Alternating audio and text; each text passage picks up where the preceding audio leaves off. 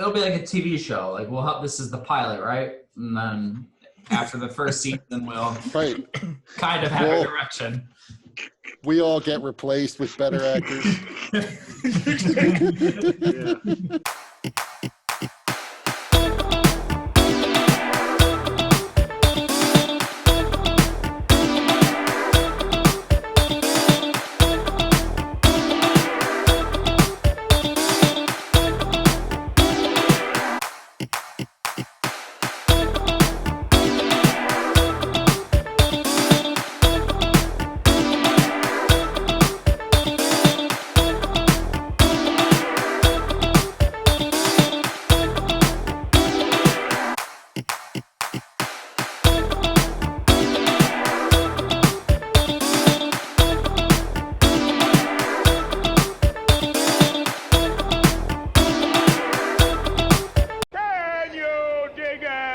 Campaign 9, Session 1 of the Psychotronic Hustle, the Wholesale War Crew.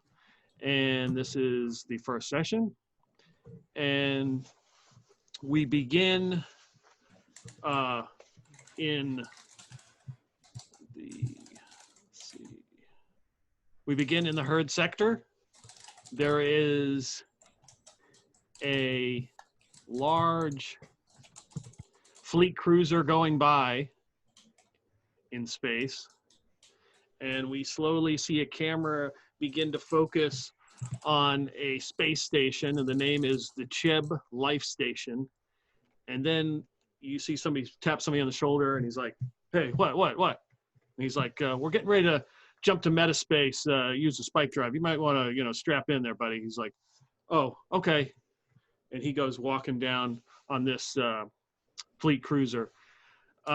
We're at Cheb Life Station. It is a restaurant / call center / cryo storage. Cheb Life Station has a slight rotation, which allows for you to have some sort of gravity. You're on a mission sent by the curator, the person who kind of puts all your jobs together, and you guys select which one. She is sort of giving you a hint, wink, wink. I really need this one done. And that's why you have decided to go to Cheb Life Station here in the herd sector. It is circling the planet Olmenzo. So you've walked through the restaurant. What's the mission she needs us to You are to acquire a storage container. It is in the cryo storage. The number on the container is 513L7. She doesn't have a particular name. Once you acquire said storage container, you are to deliver it to Lorenzo, who is her contact. Aboard, where is Lorenzo supposed to be at?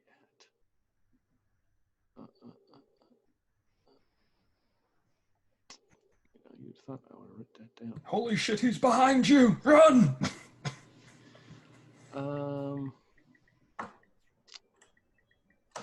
Okay, yeah. You're supposed to bring the storage container to Moss, M-O-S. It's the moon. It's a moon of Thronus here in Herd Sector. So it's another planet right here in the same sector. It's only a couple hours. If you don't use your spike drive, then it's like instantaneous. So you're just supposed to pick up this container. She said that she will have it paid for. You just have to pick it up. What's the container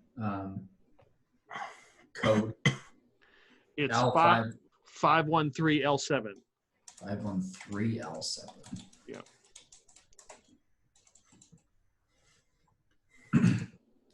So you're all on this mission.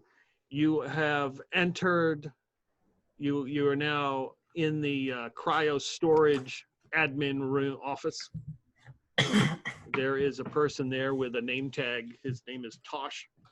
He is an older humanoid. He looks about 45. It's an older humanoid? He's an older, yes. He could be. He looks a lot older for his age. He's just sitting there. He's watching some kind of. He's got some kind of screen or something that he's watching, and he's got some paperwork in front of you. And he sits and he looks at you. He sees somebody approach, and then who would that be? That would be the first person to talk to him.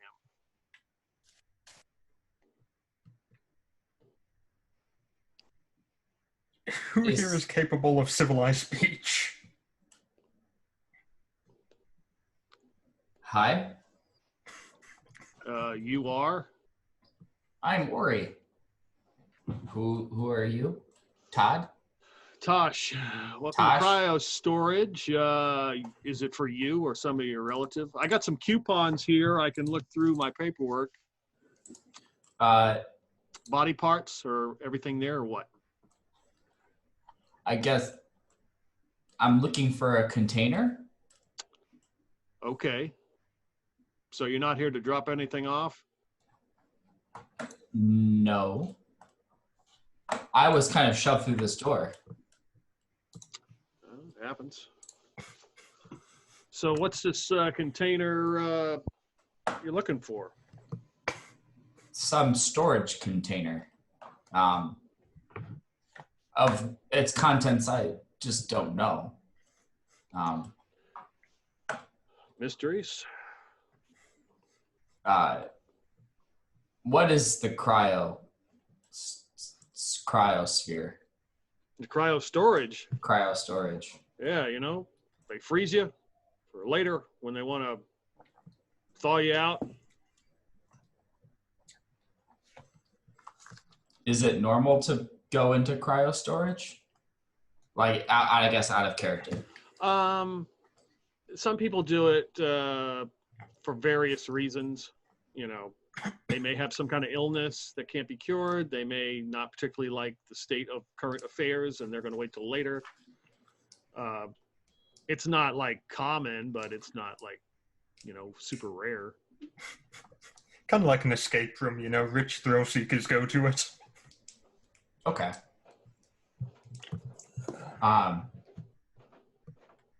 So maybe I missed it. Why are we going to cryo storage? To pick up storage container 513L7. Oh, okay. So the containers. Hey, who are you behind this fellow here, giving all the answers? You seem to know what to. Well, good to meet you, sir. Jonathan Hartfield. Pleasure to meet you. At your service. Hartfield, huh? Yes. Hartfield. Why does that name ring a bell? Oh, it's a common name. Everyone has it. My sister has 3 Hartfields in the family. Is your sister named Jonathan Hartfield? Sophia. Sophia. Yes. It's a good name. You definitely. She picked a good name. Yep, completely not pulled out of my ass right now. That's all right. So you're here for some kind of storage container. You got the number? Yes, of course. 513L7. Okay, sure. So he goes to his little. He's punching in numbers. Yep, I see it. Okay, yeah, interesting. Not a lot of information on this one. Came in with some kind of bulk cargo from Sindum Industries. We had to take part of their contract. Part of the cryo storage we took from them, we had to take these boxes. No name. But here to pick it up. Now, that will be an early termination fee. Of course, a removal from the cryo storage area fee, admin fee.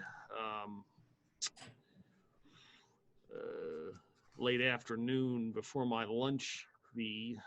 There's a couple fees involved to get this out of storage, but I'm sure we can work something out.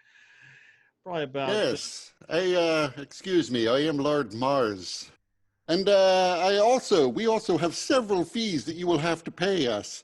There's of course, our traveling fee and the expenses for our getting here. We'll be able to provide you with an invoice for all of those. What other fees were there, gents? Of course, our general administrative fee. I didn't mention it because it's so standard, of course. Yeah, there's the bunion fee, just so to help us remove our bunions.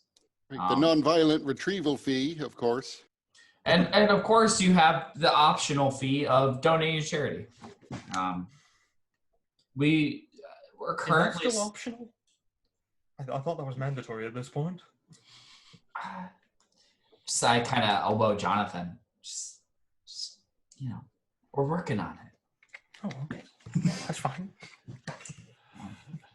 He looks up at his, apparently these fees have been paid. I'm not sure if I owe you anything. Anyway, we had to keep these in kind of a out of the way place because they didn't really fit with the rest of our storage. I'll let Jared go and pick it up. Jared, and you'll see the scrawny kid, a human, about 20. Yeah. Go back into the central admin there, the closet, and pick up 513L7, please. Okay, yeah, sure. And he opens the door and leaves. Forgetting his Subway sub. About that time, the door opens and a woman enters.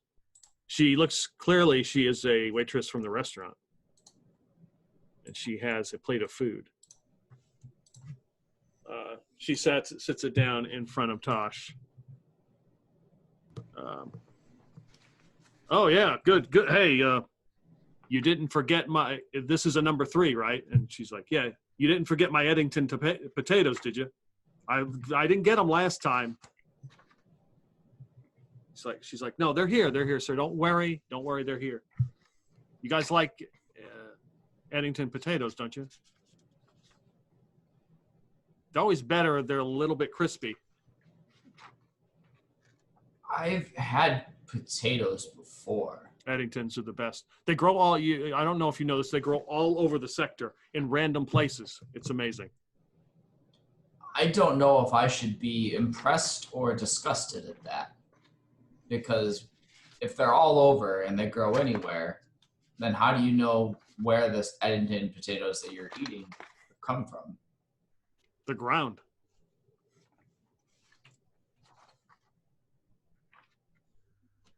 To each his own, I say. Well, yes. To me, a potato is just a potato. Well, right. Not these kind. And he reaches underneath his desk and pulls out a glass with a big stack of looks like ice cubes in it. And she pours in some drink into it. And he's like, yeah, that's right. No ice cubes. These Sindum ice cubes are the best. I don't know if you know about this. I mean, I'm glad they got rid of that whole import tax because they last forever. These ice cubes from Sindum Industries, they last for days and days and days. What are they made of? I don't know. He pulls one out. They taste fine, though. They take a long time. Take about 6 or 8 days to finally melt. If the ice cube doesn't melt, then it's not absorbing the heat from the liquid it's in, or else it would melt.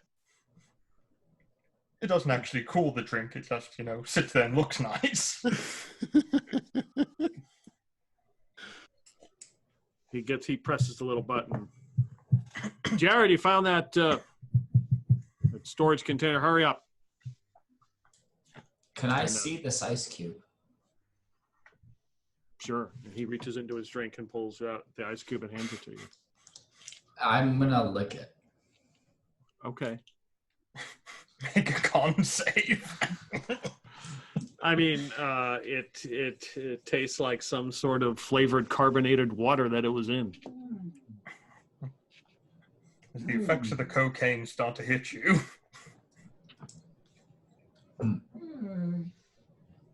May I take it? An ice cube? If it lasts for 6 to 8 days, it sounds like it's a special ice cube. Sure. Oh, okay. Not bad. Ice cube. All right. So I'm gonna. You notice Ori? He takes the ice cube and he's got like a little pouch and his full body red jumpsuit, and he's got like a pouch at the breast.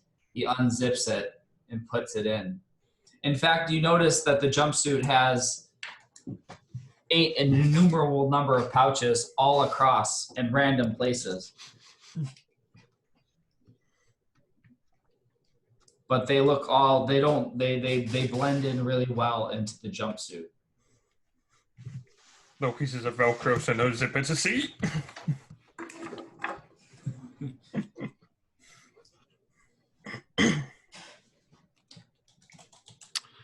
So yeah, he's begins to mess around with his food. He salts it heavily, pretty much everything, and randomly eating bites.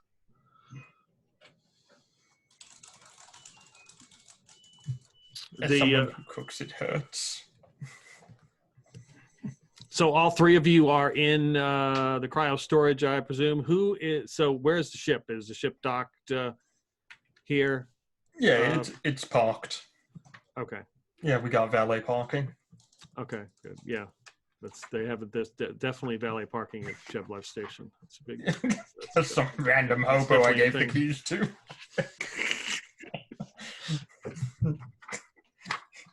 GTS when you get out. So he's kind of like looking up at his monitor, and that you guys are like behind his desk, and he kind of can't really see that you really can't see, and he starts to, oh man, and you hear a voice come on. We will interrupt your regularly scheduled program of the Golden Girls to bring you this important message from Lausanne. This is Stanley Mann. I'm here at on Sindum in the Walled City. And with Lausanne, and a very important announcement coming from the ICAAOS. The conference is, for year 273 is coming up. Very special announcements. Special guests are going to be there. It's only in 10 more days. And we have a special announcement from Sindhu Industries. And without any further ado, their speaker. Yeah, here he is. Quiet. Keep it down. Here he is. Yeah, glad y'all could show up. Yeah, this is Dr. Jagger Fells, and I'm here, with Sindhu Industries, and so I want to say that got a big announcement coming up. So the thing we've been working on, it's called the Lennox Project. I don't know if you know, but Sindhu is it's dying. It's the planet's dying. I don't know if any of you have care to notice because you're all too busy with other crap that's not important. But it's important to me. So listen. So anyway, this project, this is able to restore some of the stuff we've been losing, like trees and grass and things, and restore the planet to how it's supposed to be. So this is a big deal, kind of a big deal. So. Yeah, I'm going to be talking about this at that stupid conference you have, and tell you all about it. So, anyway, I guess I got to take questions. Unfortunately, okay. Dr. Fells. Dr. Fells. Outstanding announcement. Is there any chance that the Lennox project can be used maybe on a planet like Boros, who is a terraform failure, or anything? No, hold on. Slow down there, big guy. So, we don't want to rush this out, and bad things happen to people. Besides, research takes a lot of money. Yeah, right. And as long as if they got plenty of money, then maybe we might be able to help them out or something. Anyway, I don't want freak things to happen, and then you'll all be suing me. So yeah. Anyway, next question. Dr. Dr. Fells. Fells, Dr. Dr. Fells, Fells. it's been 5 years since you have come to Sindum. This is the first we have seen you. Can you elaborate? You came from L593. Do you have anything to say about that? All the trials and everything were classified, and we never got access. Yeah, well, I'll tell you, L593 is a death trap. You can't go there. Your ship will like burst into flames in the atmosphere, and if you make it to the planet, you'll instantly die. I mean, I look at all of you, you'll all be dead. So you won't make it. I barely, as you can see my face, it's all messed up. I barely made it out alive. So yeah, you can't go there. It's a wasteland. It's instant death for all of you. Dr. Fells, Dr. Fells. Can you tell us? Can you elaborate on the Gorn? You returned in a Gorn ship. Can you elaborate on this ship? And it's been reported that there's been a wrongful death lawsuit filed against you in the ICAAOS court. Well, I tell you, it's a load of crap. So yeah, the Gorn, I don't know how they ended up there, but they all died tragically. It was sad. I was torn up about it, but I had to use their crappy ship to get back. Barely made it, but I got back here. So that's good. Anyway, so that's all the questions I'm going to ask. That's about as much as I can stand to you bunch. So Dr. Fells, Dr. Over here, Fells. do you have anything to say about your former colleagues? You can't. Remember, you read the thing before you showed up to this press conference. You can't speak the name, right? They got what they deserved. That's all I'm saying. They got what they Still deserved. an asshole. And I'm glad they got it. Turn to your regularly scheduled program. Stunned I am. Just a minute, Blanche. Are you trying to tell us that you are stunned? You see Tosh turn his camera, turn the monitor back around. He begins to eat some more. And then the star with the rainbow, and it says, "The more you sin." Well, that guy's interesting. I wonder what's wrong with his face. Most likely an accident of birth, to be perfectly honest. I wonder why they thought that was an important announcement. I'm sure it's important if you're living on that planet that they're going to use the technology on, but for us. What was the name of that planet again? I believe Death Evil Megaland or something like that. I can't remember. He picks, you see Tosh pick up his drink. They cover this ice, and now they're going to save planets. What will they think of next? They're going to save their planet. Right. And he said they're going to save other planets as long as they have the money to pay for it. Yeah, nothing's free, right? I mean... Well, you've never gone to college, apparently. I'm also pretty sure they're going to save their planet from the damage they did to their planet, and possibly save other planets from the damage they've done to other planets. You're just not a fan of Sindum Industries. Well, I haven't really worked with Sindum in the past. But I am biased against malformed freaks like that Jagger Fells fella. He said he's a doctor now. Good for him. I can become a doctor Maybe. too for 500 credits online. Hopefully his doctorate is in fixing his fucked up face.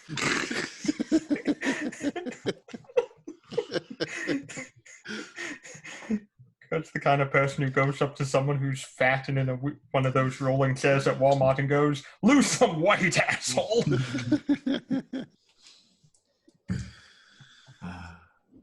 I feel pretty confident that since we're never, not in a million years, going to meet this Jagger Fells fella, that me insulted him isn't really going to have any consequence. Voice recording finished. It's like Fly buzzes off. It's like insulting Bill Gates. You're not going to beat him. You're What?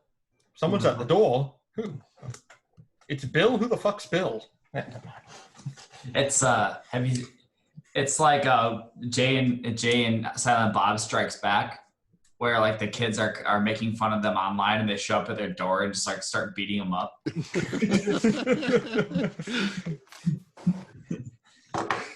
So he Tosh gets on presses a little button again. He's like, Jared, where you at? Come on. And you get, hold on. Well, it's taking me a while. This thing's so friggin' heavy. This damn centrifugal force crap. And you can hear a scraping like noise coming over like the intercom, like metal on metal. He's like, he'll be here in a minute. So a couple minutes pass, and the door opens to where the call center was, where you guys had come through, and in walks a rat person in a vac suit. Their helmet has been moved up, and he kind of looks at you guys. You seen my buddy Rizzo? He's supposed to be in here somewhere. Oh, I'm sorry. We don't know anyone by that name, Rizzo. Yeah. Is that your ship out there? It can talk? Yeah, I can talk. Which ship would this happen to be? It's some kind of cruiser ship. Is that your ship? I don't think we own a cruiser. No, it wouldn't be ours then.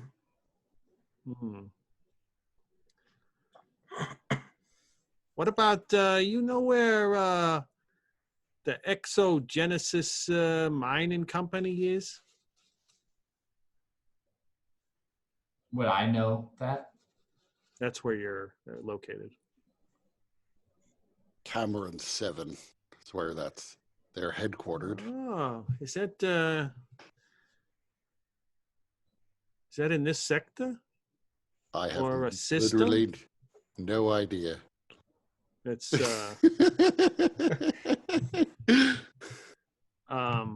I would look it up, but I don't have a functioning keyboard right now. it's two systems over. So you're in herd, it's in string. I believe it's in the second system on the left. Oh. Nice.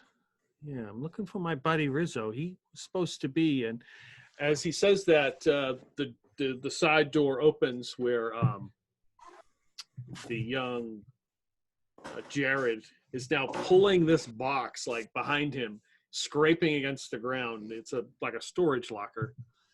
And standing behind him is another one of these rat creatures holding a weapon. Yeah, I found him. There he is. Oh, what are you doing now, Rizzo, you dumb shit? And he's pointing the weapon. He's like, oh, my God, he's got the blue light special. Nobody move. Could kill us all or blow a hole in the station and we'd be sucked out. Well, I do wear a vac suit for a reason. What do you want? Rat person thing. I don't know. Rizzo, tell him what you're looking for. I tell you, he was holding this big box here. I just took it. There's something could be in here. There's something could be good. I don't believe you want what's in there. It's not good, if you will. I'll be the judge of that. That reminds me, do any of us even have a way of opening this box? I don't know how the box opens. The box we just picked up? The box we're attempting to pick up, which is currently being held hostage by this Rizzo person. Oh. And you would know that he has a blue light special, which is a laser pistol, and has been pretty much condemned, and they have been recalled, and they're extremely dangerous. In fact, there is a class action lawsuit against the maker of the blue light special. Rizzo, just out of curiosity, I'm wondering here, that blue light special in your hand, you're aware that it's been recalled, correct? How do you think I got it? I'm just wondering because the barrel of it is clogged with dirt at the moment. Are you trying to convince him of that? Yes. Okay. He knows it to be true. So give me a talk, use your talk skill. My talk skill. Okay. Yeah. The thing which I don't have any in, I believe. Can be lovely. I think it's a -1 if you don't have anything in it. Yep. Yep. Okay, that is 10 then. 2d6s. Okay. So let us roll initiative so we can go some kind of order. So that is we are gonna do quick reference. That's a D8. Yeah. Oh dear. Initiative is a D8 plus your dex. 2. 9. No, sorry, 10. Technically it's a 3, I forgot because I have +2 for dex. Huh. Dex, like the modifier? Mm-hmm. Correct. 1. I was about to say, how did you roll a 0? Then my brain started working. What'd you get, Hartfield? 3 total. Kurt, what's your character's name? Lord Mars. Duh. What's yours? Ori. A-U-R-I. Maybe I can update the... Better not. So, Lord Mars, you go first. So you see Rizzo as Jonathan says this about dirt in the blue light special, and he takes blue light special and looks at it like he's examining it for dirt. Okay, how far away? He's on the other side of this locker. Of the room, yeah. The locker, so you've got Jared is sort of in front of him. The locker, so Jared's carrying the locker like this, dragging it on the ground, and Rizzo is behind him. Is there the equivalent of like a grapple? Let's take a look at combat mechanics. Combat complications and maneuvers. Disarming a foe. Common actions in combat. Make a melee attack, make a range attack, make a snap attack, total defense. Club up a weapon. Run. Fighting with troll. Use a skill. Ready or stow an item. Reload a weapon. Drop an item. Pick up an item. Stand up. Go prone. On the other hand, I have the gunslinger focus, so I'm going to use my on-turn action to draw that laser pistol I was going to buy, and I'm going to shoot him. But we're against violence. Okay. We're not. Lord Mars isn't. I don't think anyone is. All right. So, yeah. Give me an attack roll. So that's a D20. Right. So I rolled a 19. What do I add? Do I add my shoot? Your shoot and your dex for your chance to hit. Okay, so 22. Oh, yeah. You nailed this, dude.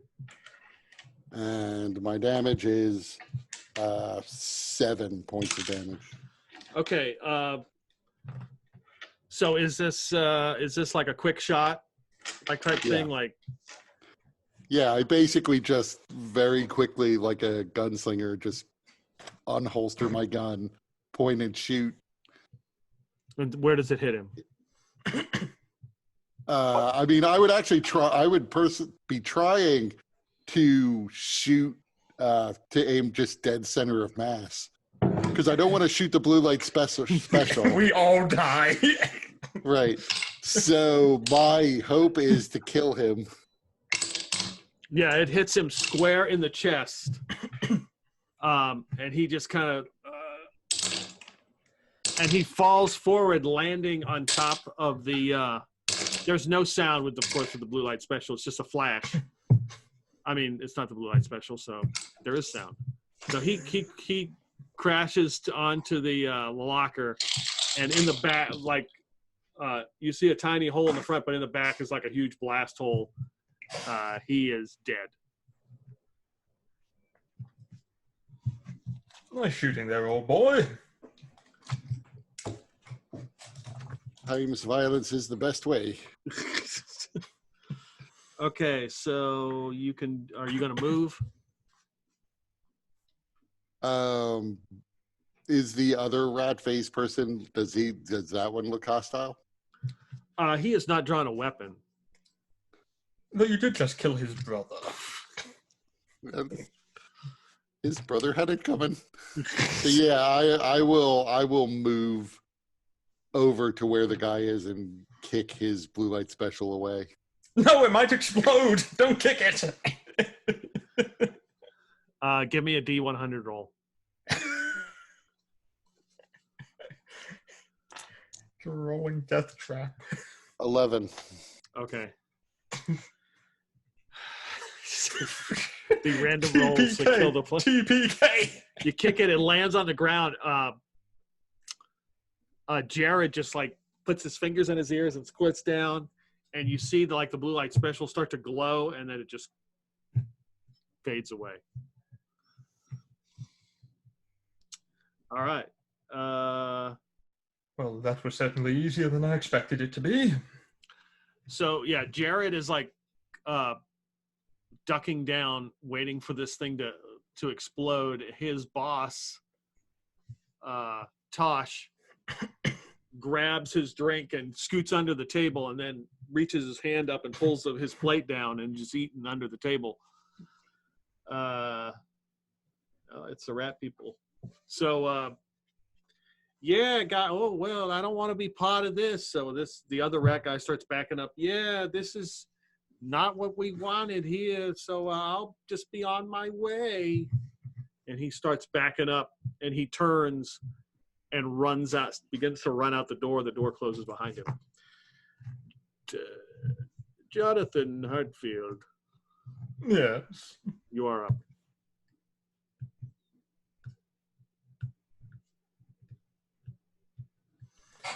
Well, I got nothing to do. I mean, the rat's dead, and I was just standing here smoking a pipe the entire time, so fuck it. I'm just still standing here smoking a pipe. That's going to do it for me. Okay. Yep. All right, Ori. Are there any other hostiles? One is dead, and the other one just ran out the cryo storage. Yeah, but He's not really those were it. Mm-hmm. that we know of. Yeah. I'm gonna go walk over to the blue light special and pick it up. Use kid gloves. Okay. And I'm going to inspect it, because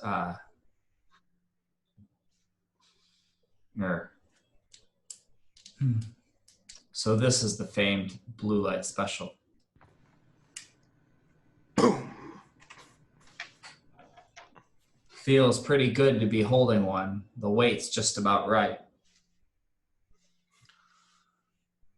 Jared sticks his fingers out as he looks around and then sees you messing with it. He's like, "Careful!"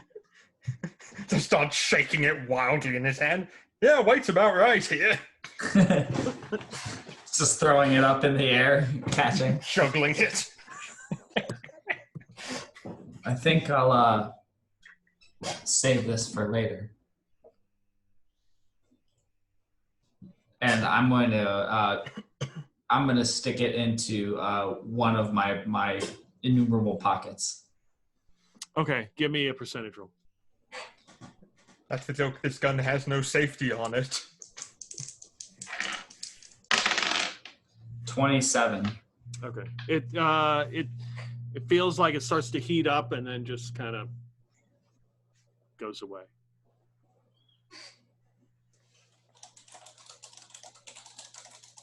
All right. So is the old man who is eating his lunch under the desk coming out?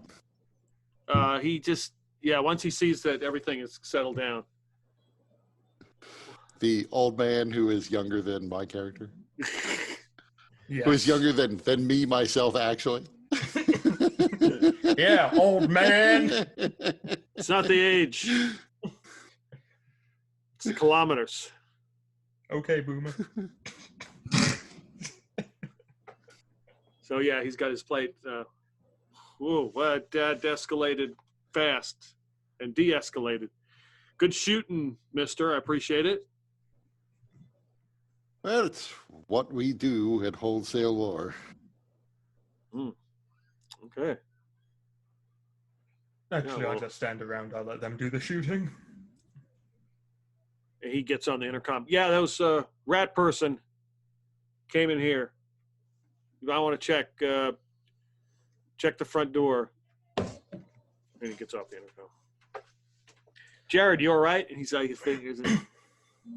Yeah, I'm fine. Okay, here's your box right here. How And- heavy is the box? You walk over to it. It's extremely heavy. You realize that it's made of lead. But is like Jared super burly? Because he was dragging it. No, he's not a super burly guy. So I have a strength of 14. I assume I can drag it. Yeah, you could drag it. Like two of you probably could carry it without dragging it. I have a strength of 10. Might be able to help there. Yeah.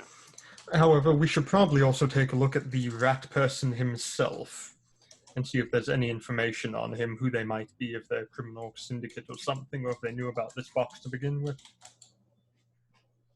It didn't necessarily seem as if they had a good plan. No, however, they might have also assumed we were just some common rabble.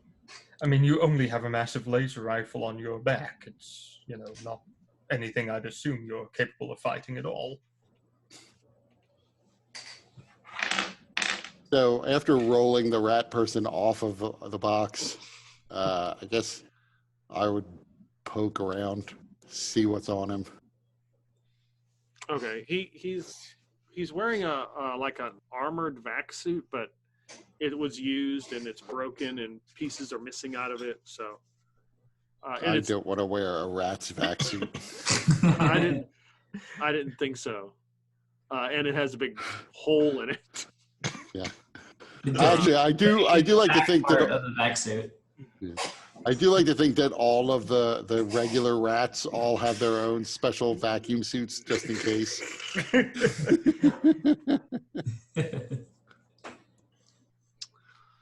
Out of curiosity, where does the rat's tail go in the vac suit? Does it come out of the vac suit? Does it have a little vac suit tail portion? Of course it does. Of course it has a vac suit tail.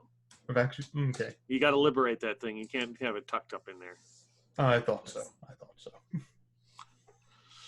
So going through the body, you find his name is Rizzo Despair. That's his last name. He and in the contents that he has are he has a used ticket for transport from system Fridor to Nuor. I'll write that. I'm going to put that in the chat. No, iPhone, it is not Rizzo Diapers. It's Rizzo Despair. Okay, so he's got like a boarding ticket. He's got a bocce ball, a green bocce ball. He's got some tokens on them that say Royal Slug Gambling. And he's got some mini alcohol bottles. Are we familiar with the Royal Slug Gambling Hall? What kind of check could you do? No. It would be an administrative check. Damn it, where's Mike when we need him? Could be a survival, depending on how far you are into gambling. Let me tell you, I got bad, okay? I mean, you could do a no. I'll give you a no check if you want to just do no. Good for me. 9.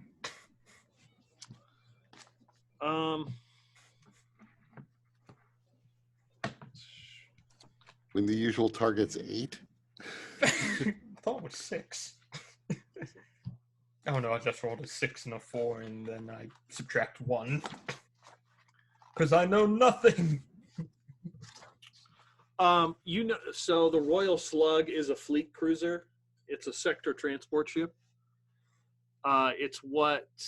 So if you were to travel different sectors a long distance, you would take this. This is not for like refugees or poor people. This is for. I wouldn't say affluent, but it's definitely not for. Yeah, and so, but there's like gambling on there and games and. Does it happen to have a certain symbol or other thing that would be recognizable? Yeah, it's got a slug on it. Does it happen to be that cruiser vessel that's outside of here at the moment? The cruiser vessel that you saw go by, yes, that would be one and the same. I see. Well, it would certainly appear that this person just came from that cruiser. The Royal Slug gambling ship. Which goes ahead and begs the question, how did this person have the money and affluence to get on board? It's not exactly cheap. Also begs the question, is anyone paying us to find out what his motivation was? I don't think so. Not at the moment, no. But Call he's it more of a curiosity. But he wanted this box, and if we're going to be transporting this box, then it would be probably be good to have some idea of who might be after it.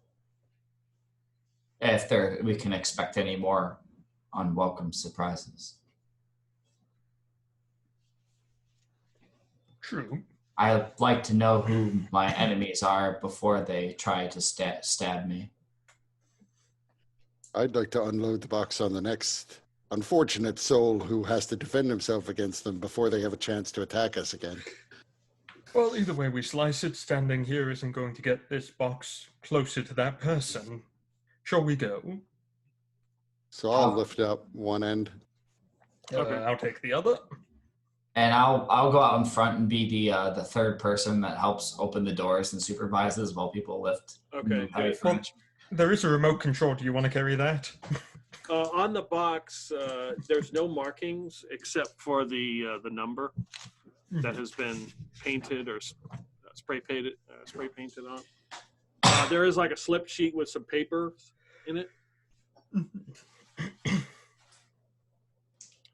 There is some kind of lock on there that looks like the only way to do it would be to use some bolt cutters and cut it. So you guys pick up the box and you guys head out. Yep. I think so. We're heading to the ship, correct? Yep. Okay. Shortest path back to the ship.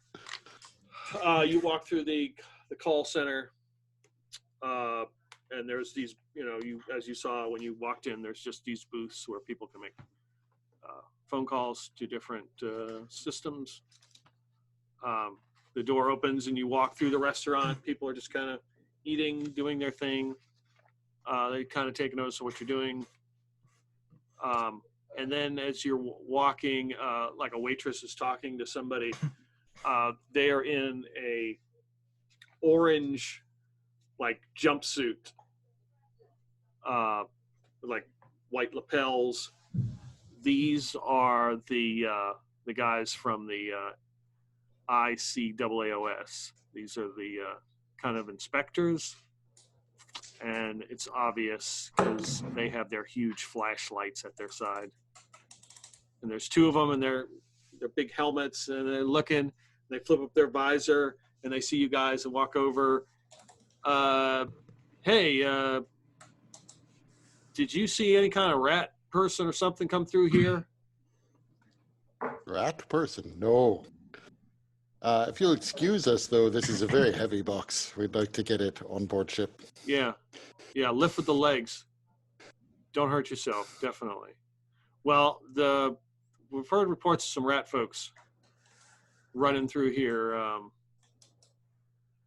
and just want you to make aware of that. We'll keep our eyes peeled and let you know if we do see any rat people. Okay. All right, so you head out and give your ticket to the valet. Space valet. Space valet. Right, everything's got to be space. Yes. Space bucks, space toilets, Yeah. space piss. Kevin Spacey. So he brings your ship around. Spaceship.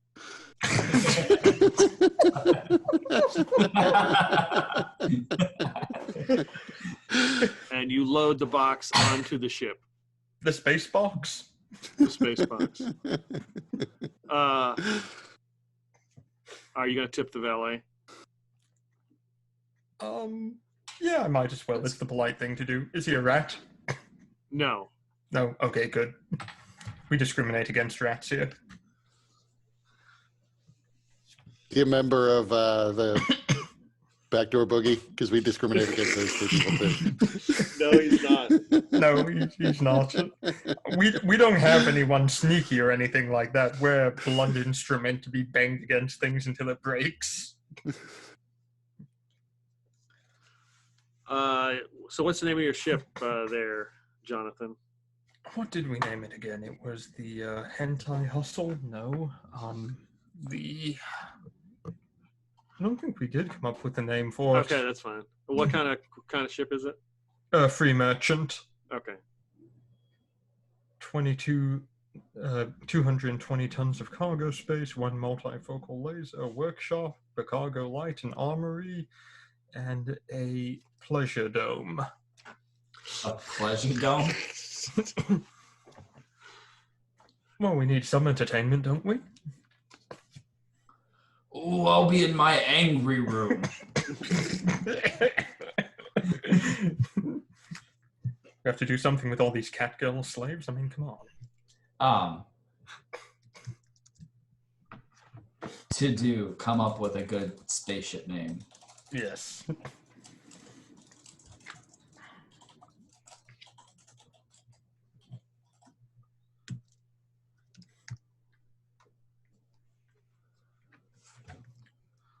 All right. You load the box on there. Yep. Tie it down. Make sure it's not going to go anywhere.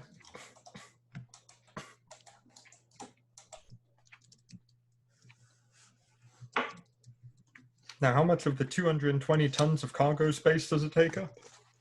I mean, not that much. Okay. I want to make sure we have enough room for anything we might find. Like rat corpses. So Ori pulls out of one of his pockets a palm-sized tablet, and these are known as data slabs. And he says, Jonathan, how much did you tip the valet? Approximately 50 credits.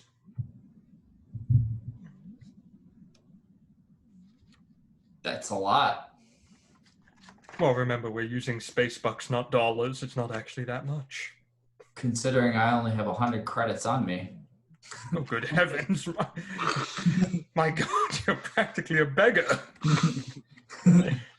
My good sir, we have a spaceship. How do you have but 100 credits to your name? That's... You know, I just kind of been shuffling around from... I came from a mining station. It's kind of in a bad situation. I didn't have a lot before I came here. So I will put 50 credits down, but I feel like I'm missing out. 50 credits down for what exactly? Well, we should keep track of our expenses so we could bill them. Oh, I see, yes. Oh, certainly. Good enough. I Shall we mean, be off?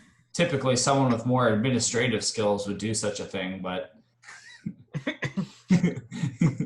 in lieu of that. Yeah, we can just leave the expense reports for when Mike's character is here. He could fill them all out for us. Oh, jeez. Right now, you are all tempting me to actually write up invoices. Business reason. See, I feel like Mike is enough of a role player that he might write up invoices. I've done that myself, yeah. I have an excuse, though. I'm Jewish, so I always write everything down. Oh, then if there's nothing else. Shall we make our way forward? Yep. Okay. I'll get the ship ready to go, and off we head to, where are we going? We're going to, Lorenzo, I believe? Lorenzo is your contact. Lorenzo is the contract on Charlu 4. Yep, on Moss, which is, yeah. Okay, and that requires, how far is that from us here? If you were to just do regular brute force, probably take you 2 hours. If you were to engage your spike drive, it's going to be instantaneous. And does the spike drive cost us something to use it? Yeah, it 500 credits, I believe. 4x space fuel. Because it is 2 hours that we could be attacked by who's ever after this. Yes. How much are we being paid to deliver this? It's a non-profit charity tax write-off. Is it worth its weight in borax to use the spike drive? We have to also do a successful spike drive check. Not in system, you don't have to. Oh, not in system. Unless you want to roll, and I mean. Oh God, I get to roll dice. I'm so happy. But yeah, not for something like this. Okay. Do we have enough borax to do that? Should. Yeah. I'd assume so. Mm-hmm. Let me find out how to do this stuff. Okay. Well, should we just do the spike drive jump? If it's 500 credits to make the jump, again, how much are we being paid? I don't want to lose money on the jump. You're being paid at least 1,000 credits to do this. I don't know. It's half of our pay for the whole mission. Is she going to reimburse us for the cost of this borax? I mean, we can justify it saying that there was one attempt made to steal it. True. Do we know about the character of and the personality of the curator, if he or she is willing or is like kind of open to negotiation? Yeah. Oh yeah. Yeah. She is definitely not. She's somebody that would, if she would probably compensate you for the borax if you felt you had to use it, to make the jump. That just makes me all the more sure that we have to use it to make the jump. I think we'll be okay by using the borax. I will record it in our expense report. Oh, very good, very good. Well then, I'll head up to the bridge and let's get this on the road, shall we? And I head up to the bridge and prepare for the spike jump. Okay. So it takes a few minutes to engage the spike drive. And in a flash, you transport from there to right outside the moon. The engine isn't sounding very good. We have to shovel more dead rats into the furnace.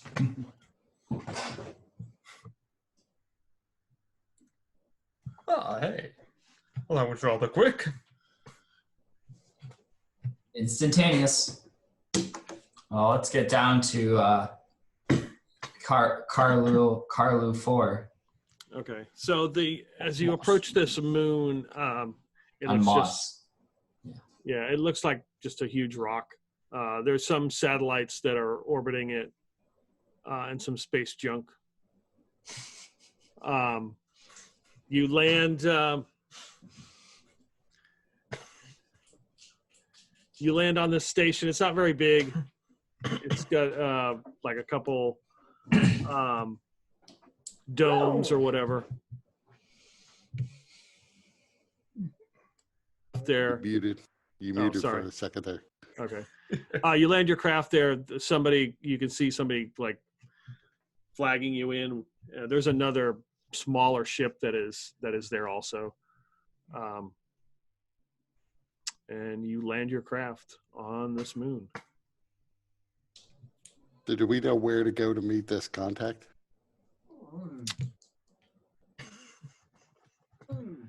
He said that you just go and ask at the front desk, and he would be there. Yeah. So old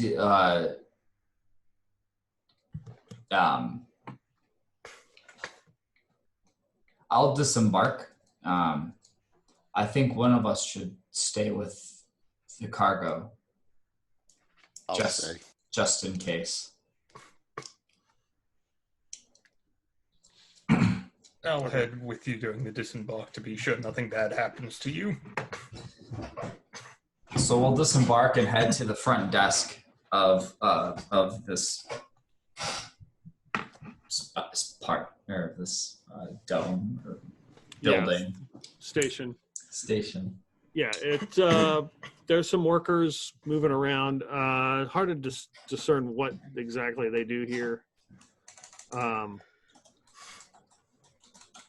But you are approached by a tall humanoid wearing kind of like a suit, who looks like he's chatting with one of the workers, and he sees you. Ah, I see you've made it successful. Excellent. You have the cargo? I apologize. Who are you? Oh, my apologies. I'm Lorenzo. I work directly for the curator. Do you have any identification, Lorenzo? Of course. And he reaches into his pocket and pulls you out a card. He carefully thumbs over his address, and you just see his name. We don't need to see his identification. Not my best picture. The machine was down that day. Heavens, Poor it's lighting. just a hand-drawn picture of you. And does it look like him? Yeah. So I like look at it like, all right, you look 21. Badly Awesome. drawn in crayon. Someone with a sense of humor. Appreciate it. With any trouble there getting this box, It seemed there was at least one person interested in its contents. A rat person named Rizzo. Hmm. He had been on the slug cruise, apparently. How could he afford such things? Interesting. Not sure. I wasn't aware of any others, but so what became of this Rizzo? Well, he's now half the man he used to be, you could say. Our good friend took care of him. Well, He did have a brother, however. oh, they're all related. The rat people? Yes. They breed like rabbits. have you had dealings with the rat folk? Every once in a while, come across some in some unsavory parts of this sector. And that has me a bit concerned, actually. Whatever our cargo was, they seem to be playing it off as an accident that they found it. However, for them to be on that ship requires that they were there with someone who had money. Well, but So if what they're all exactly if is they're it all then? related, then maybe he just like borrowed $1 from every one of his siblings. You have to remember, though, the rat people don't enjoy the entire concept of bartering and borrowing. They're quite greedy and selfish. So, what's in this box anyway? I'm not sure of its contents. Curator has not briefed me on that.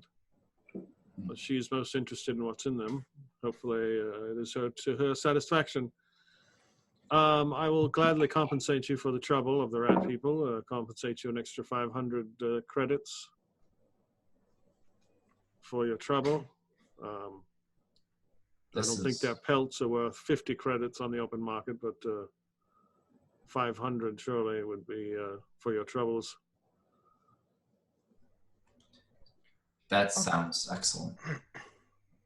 I'm curious, what do you do here? What is your position? I work for the curator to handle certain items that she requests, so I just happen to be here. This was the closest place to where you were.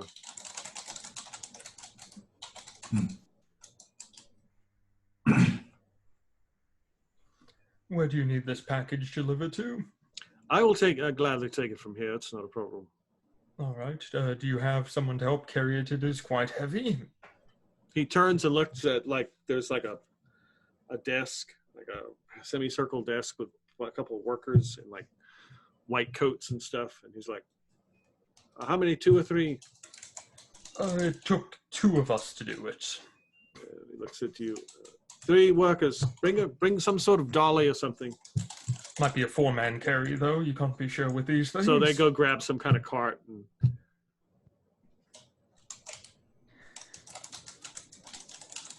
oh, efficient. They didn't even require a safety brief.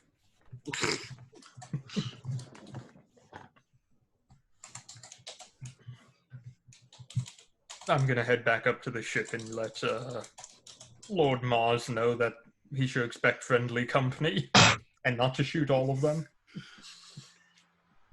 yeah. The people coming to load this up are friendly. Please don't shoot them. Okay, so you see 4 workers come up to into the ship in their vac suits carrying some kind of dolly. They wheel up to try to pick this thing up with Jonathan directly in front of them. Yes. I will lower my weapon then.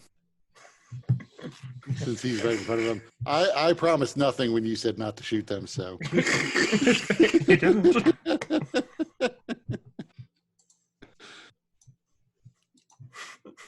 You dirty rat.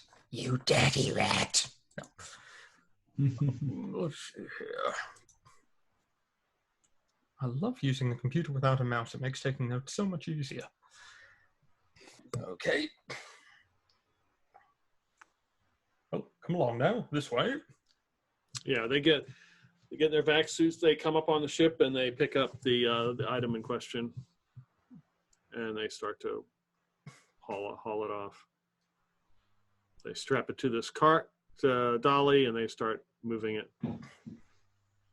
Do I see any rats coming off the ship trying to get on with the item in question? No. No. Anything else you want to do while you're here? Is there anything we need from this place? Looks pretty empty. This looks like the shithole that I worked on for 20 years.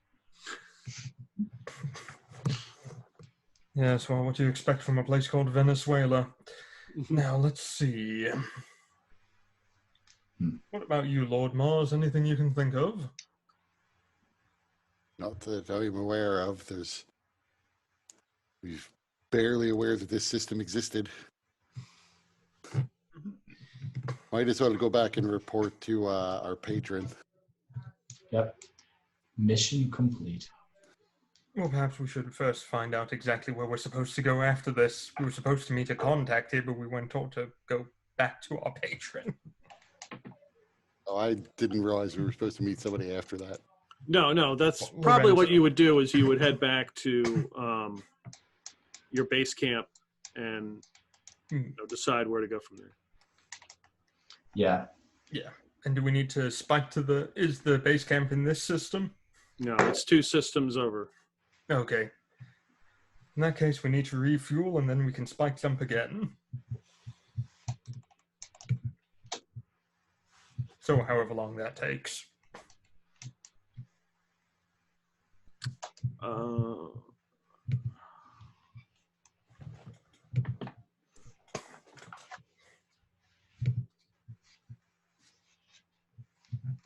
Yeah. Lorenzo comes out with one of the workers, and he hands you like 5 boxes of borax, which is enough for another spike jump. Oh, very good. I had some on hand. I figured you need it. Oh, thank you, sir. Thank you. I'll take them and then start shoveling them into the engine bay or however we do it. With your shirt off? No shirt at all. Absolutely not.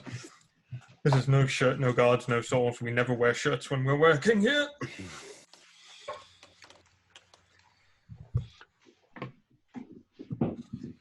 Shirt off, pipe still in mouth the entire time. And then Ori will be on. He would be in like the cockpit or the bridge area on one of the computers, and like he'd see like the fuel level go up, and then be just making sure that the ship's auxiliary functions are working. As he downloads illegal movies. Yeah, stealing their Wi-Fi while we're still here. Busy torrenting stuff. He's on the Pirate Bay, the Space Pirate Bay. Everything space. I don't know. He doesn't know much about flying, but he knows a lot about computers. So. Yep.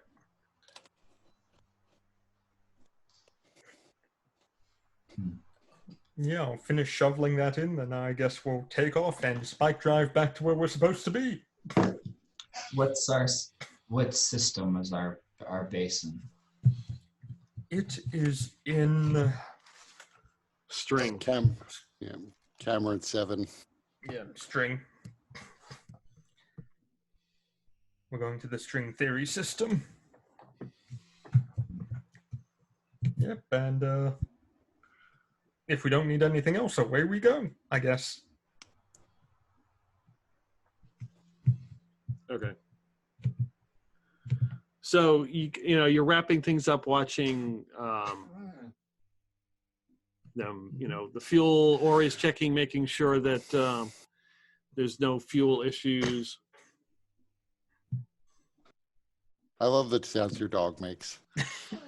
I like to assume that's what our engine sounds like. Yeah.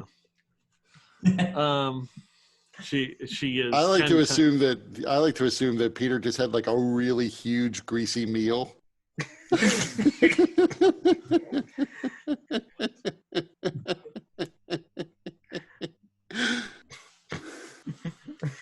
So about those ribs, Peter, huh? Gonna have to talk about those, aren't we? So as you are, Mindy. Fuck. Oh God, the spike drive's powered up. I didn't even turn it on. Help! Oh my God! Shit.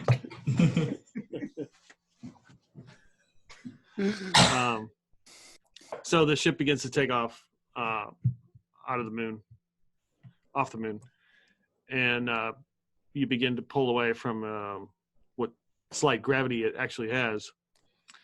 And you begin to see 2 pings on your radar. Tiny little pings, little specks coming towards your ship. Lord Mars, would you be kind enough to get on the guns and prepare for anything? My good sir, I can't remember your name already. Ori? Ori? That's it? Okay. Would you be kind enough to open communication with them if they come within range? So I will start heading for the guns, but I will say, aren't we just going to spike drive away? I assumed that we had to be outside of a gravity well before we could spike drive. Yeah, and to engage the spike drive takes a little bit of time. Yeah, I think it takes, 10 minutes according to Yeah, this? so it'll take some time. You know that these blips will be here. Then maybe turn the ship around and fly away from them. Well, that's when we hit the moon, though. Right, but fly in a different direction so we're not Yes. heading right for them. Well, that is the hope I'm planning on doing it. I'm going to fly in a direction that doesn't face these things, and also doesn't crash us into the planet. Okay. Or the satellite. All right, these small little crafts begin to get closer and closer, and definitely their trajectory is beginning to follow you to intersect. Well then, full speed ahead, and I'm going to try and get away from them. Hey guys. Whoa! Well, there's 2 of us. Wow. Holy shit. There's duplicates. My God, they're cloning him. Yeah. And Mistakes were made. the other Dustin looks a lot more pissed off. Oh no, I thought the other Dustin was more full of life than this one. Yeah. He was the fun Dustin. He was the good cop. Yeah. Bad cops here. That was weird. Like, I was trying to change my name to not be Dustin, and then like it froze Zoom, just died. But whatever. Well then. Sorry Yes. about that. Don't worry, we're running for our lives. Oh, that a lot happened. It's just a quick escalation, not much actually happened. So, Peter, are you ready to look up how to do chases in space? Yeah, I mean, that's my plan, was to do ship combat, so. Oh, we're running. Fuck combat. I'm against violence.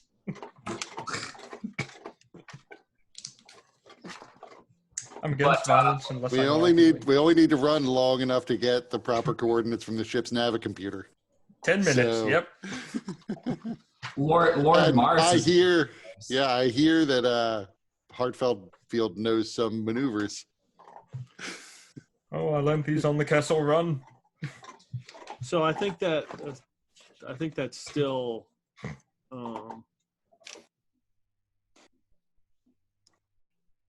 yeah, that's still technically combat. So let's run through one. So basically, everybody is assigned a ship department. Okay, I think I'll take comms because I'm the only pilot here. And, oh, wait, no.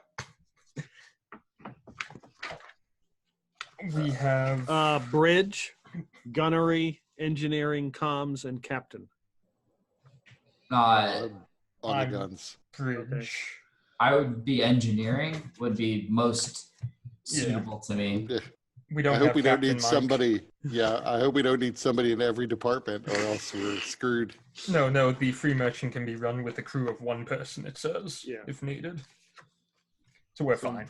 So are there like roles that you absolutely have to fill? Only if you have certain foci that require that you fill that role. I know there's one foci that requires you be the captain of the ship. But it's of no importance to us at this time. So I would assume you're a captain and you're on the bridge. You're at the bridge. Yeah, most likely. We don't have So, Mike to captain us this time, which sucks. so I just need somebody to do comms. Engineering can fill comms too, right? We can give you a headset or something.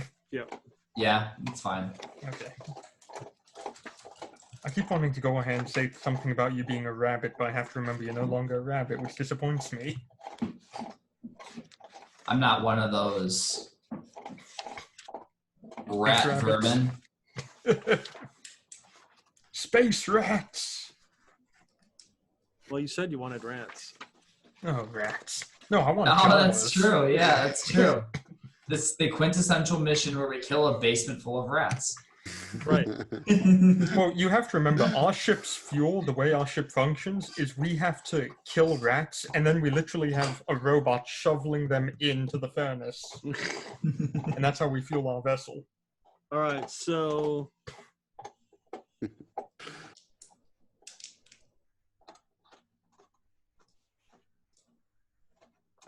I believe I'm going to try a escape combat, which costs 4 CG. So- well, we do initiative roll. Yes. So, does everyone do an initiative roll, or just the pilot, or what? Everyone, I believe. So a D8 then, plus Yeah. Dex. This is really confusing. I got an 8.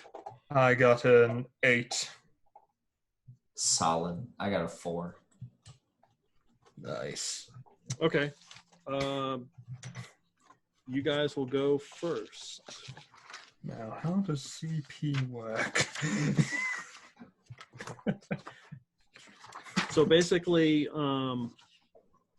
since you are the captain, you decide what everybody does.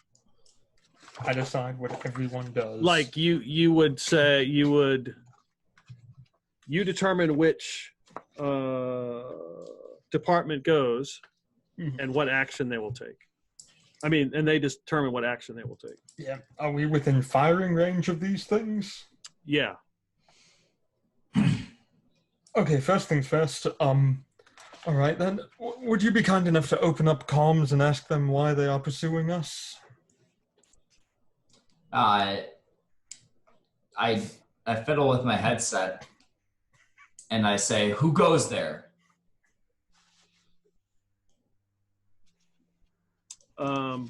You get no response. I thought as much. Are they within firing range of our weapons? Yeah. Yeah.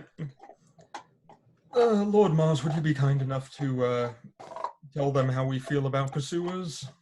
So, Go ahead. if you go to 117, Yes. combat action. So basically, as a pilot, you need to fire one weapon, you need 2 command points? Yes, CP. Yeah. So How you much have to earn your command points before you start with 0 at the beginning of the round. So basically, so you can take a captain action. Yeah, I'm going to take a captain action and do support department gunnery. Okay. So it costs nothing to fire the weapon now. All right. So then you get to roll, I believe.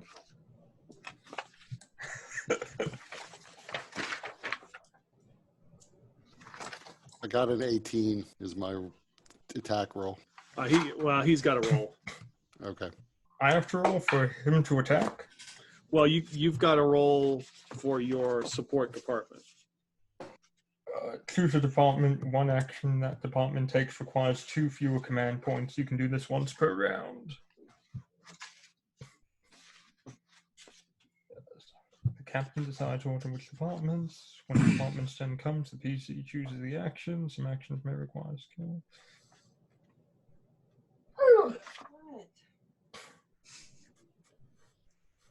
They're The getting dog's trying closer. to figure this out. They're getting closer. I can hear the engine's not sounding good. Shovel more rats in, quick.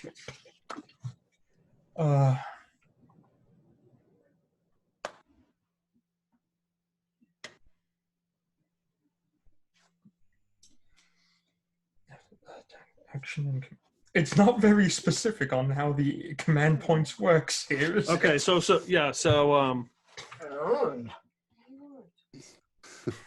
So if you do support department, that's right. There is no role for that. Yeah. The dog just can't believe we're so inept with these rules. Yes. Like, how the fuck do Okay, people so make it out of preschool? okay, so require whatever whatever Mars does with the weapons, it will require 2 less. So now you pick what other department you want to go. So Okay. so you don't have any command points yet. So Mhm. you either have to go to bridge or comms or engineering. I would then have to go to bridge, and I believe it is. Well, do your duty, I believe, is what's needed to gain command points. Yeah, do your duty. Yes. And that gives us 1 command point. PC who head more than 1 department can only in one of them. The rest automatically take this action if invoked by a PC. They must name some plausible act the PC is doing to be useful, and it can't do the same act 2 rounds in a row. Okay, that's very specific. I lie. Just you could help engineering by reversing the polarity. Okay, I have it. We'll bounce the particle beam off the main deflector dish. That will help, I'm sure. So basically, all right. As you're on the bridge, so what on the bridge are you doing to assist in what Mars is going to do? What like piloting or navigation or something like that? Like, are you moving the ship in a position that would be easier for him to fire? Yeah, that's what I said. I'm going to a bit, and that will allow him to have an easier time firing, I guess. This is so weird with the command point thing. Yeah, it is. I figured we'll just. I mean, I would think the easiest thing for you to do would be to pilot. Like, you know, we're flying off trying to get away. So you flip the ship around its axis so the gun is pointing like right at it while inertia keeps carrying us forward. Yeah, I mean, that's I could shoot. Basically, that's what my dog was saying. Yeah. I got the idea from him. Yeah. That's why I said I'm gonna. Yeah, that's exactly why I said I'm going to. So I'm going to quickly maneuver the vessel and then giving him a better chance to shoot. Okay. All right. So now we go to comms or engineering. Might as well just build up command points with do your duty, because I don't think you can do anything with 0 command points. You can do above and beyond. Yep. You pick an attribute and a skill check and explain how you're using it, and it's a difficulty 9, and on a success you get your skill level plus command points plus 1. Mm-hmm. On a failure, we wind up with negative command points.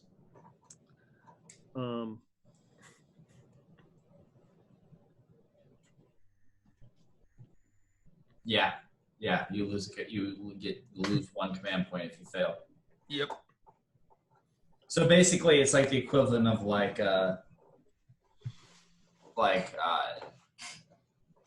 reckless attack. Yeah. Yep.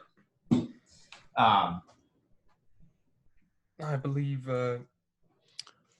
gunnery is shooting right now, or yeah. So it's to fire 1 weapon, you need 2 command points. Fire all guns, you need 3. But right now he needs minus 2 command points to anything he does. 2 fewer. Why? I did support department with cost 0 okay. CP on the bridge. Yep. Okay. Nice. Yep. So, Kurt, you may fire when ready. I rolled an 18 to hit. Okay. I don't know what weapons we have though. So A Whichever one- multi-foci laser, Oh boy. which what's is the damage? 1d4, but it has 20 armor piercing. So it should just go right through whatever this thing's armor level is, no problem. Well, I also have 1 in shoot, and gunslinger lets me add my shoot damage or my shoot score to any ranged weapon attack. Technically, it would apply to this, correct? Nice. And do I add my dex to that? I don't have a clue. It's not very specific. Well, there is that thing where they talk about murder, and it kind of describes it there. Let me see if I can find the murder thing. Hi, FBI agent. How are you doing today? Well, I mean, you've rolled. What'd you roll? Start with an 18. To hit. Yeah, that was Yeah, the you've hit. hit it. Just what's the damage to this weapon? 1d4 plus their shoot skill. The gunner uses your dex. Yes. The base attack bonus plus the better of your intelligence or dex, Right. plus their shoot skill. Yep.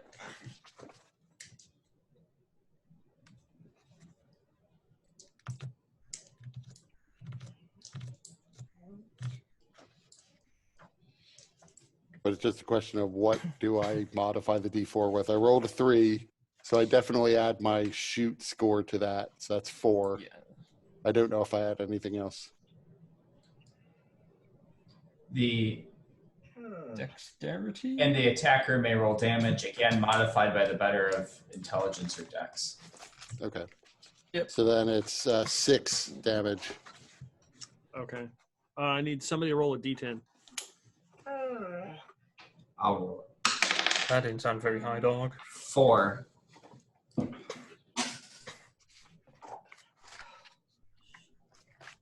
This damage is lessened by the target's armor score, which may in turn be negated by a gun's armor piercing quality. We have an armor piercing of 20.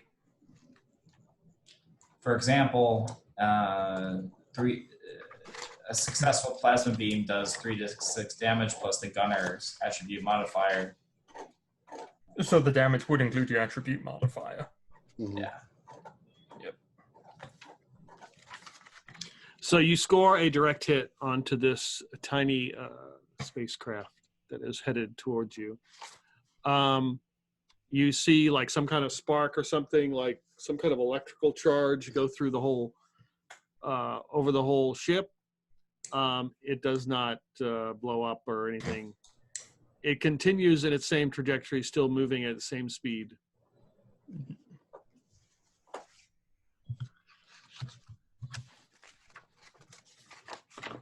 Well, we have 1 command point available, and I believe it is up to Dustin now to do his 2 stations. Yep, he's got engineering and comms. Yep. Let's see, what can engineering do? You have 1 command point at the moment. Yeah, engineering can't do anything. So- So engineering's going to go, I'm going to do my duty. We have 2 command points then. I'm since I guess I'm filling 2 roles. Yep. Yep. I'll go into I imagine that, you know, I'm tightening some bolts or Squeaky, squeaky, squeaky. you know, I just imagine what's the one of the guy from Star Trek, the engineer. Geordie? Yeah, Geordie from I can't- Generation. Next Generation. Yeah, Yeah, with I the can't- visor. yeah, that guy. With So the air I filter. replacing air filters. Yeah. Shoveling more dead rats into the furnace. So then I'll do my duty, and then for comms, let's see. Is there anything good for comms? Because actually, they are 2 command points. Is there anything? Yeah, you could try. Well, this would be the end of your turn, and all the command points go away. Yeah, so you might as well. Yeah, so you could try to either crash their systems, defeat their ECM, or use sensor ghost. What's an ECM? Electronic countermeasures. I don't think they have any that we've seen.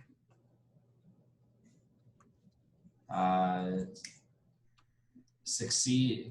Let's see. Succeed on a difficulty program check to gain your program as an AC bonus until your next turn. Yep, you could do that. We have an AC of 2,327. No, 14.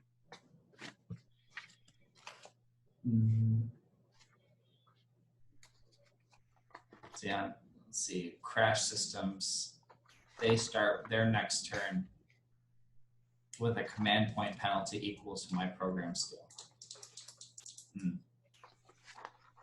Do they have, like, are you running? Do they have command points too? No, I'm not gonna. I mean, but if you were to do that, we would and be successful, something would happen, obviously. Sure. I guess I'll do. In that case, I guess I'll do sensor ghost. So succeed on a difficulty 9 program check to gain your program as an AC bonus until the next turn. And so it gives us extra armor. Okay.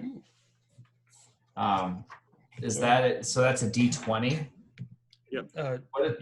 What's a difficulty 9 mean? I think it's 2D. Is it a check a 2D6 roll? Yep. Yeah, skill checks are 2d6s. Yep. Right. So program check is a kind of skill check. So you roll 2D6 plus your program score, and you have to beat a 9. No modifiers. Hit your program score modifier. No, but no dex or anything. I guess it wouldn't really matter. But. I don't know. I think isn't it an intelligence check? Program is intelligence. Okay. So wouldn't it add your intelligence modifier to the check? True. I was sort of picturing the nightmare of if they have command points, Peter then has to run through all of these different things to figure out what they're doing. Yeah. It's like 15 minutes later. All right, round 2. Round 2. You think So this is fun? I got a 9. Nice. What's our AC up to now? We get +1 to our AC. So we have 15 AC then. All right. It is their turn.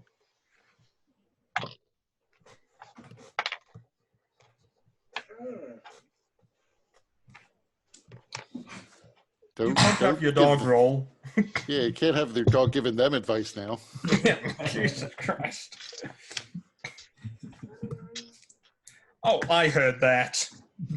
No, you can't use the plasma beam on us like this early in the game. I'm sorry. Okay. All right. So first roll was 13, Oh shit. which was a That's a miss. miss. And the next roll was a natural 20. Well, that misses. So, so I don't. So you have like some kind of armor. So We have 2 armor. okay, Depending what weapon you use, it might have armor penetrating capabilities. this is not armor penetrating. So I would deduct it from whatever damage, right? Correct. So what is your what's your ship's hit points, for lack of a better word, right? 20. Okay, so you lose 6 total. Jesus Christ. That's a lot of hit points. That's a lot of damage. They're probably not using the 1d4 multi-point laser. They're probably just using something that hits hard, but lacks armor piercing. Yep. Which, as long as they're against something that doesn't have armor, that's great. Okay, since it is a critical hit, I want you to give me a D10 roll. Oh boy. Gee willikers, that sure is swell. Okay, TPK. 8. Everyone dies.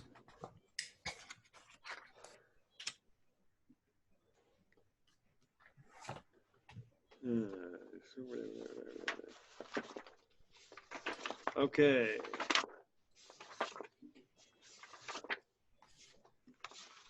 All right. And now you get to roll. Not dice. I hate dice. My father was killed Give by me a dice. D6 roll. 1. Okay.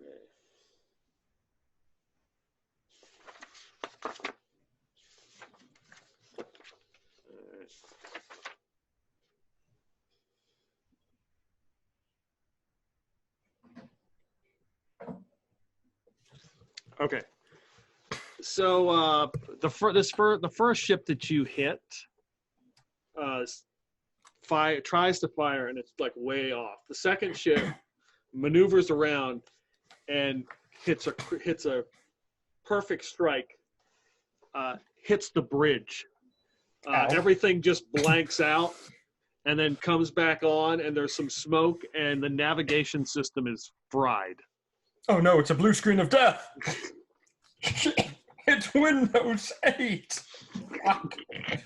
I'm all gonna die. Oh, fuck. All right, so you guys are back up again. We go. It's your turn. All right, Captain Hartfield. Yay!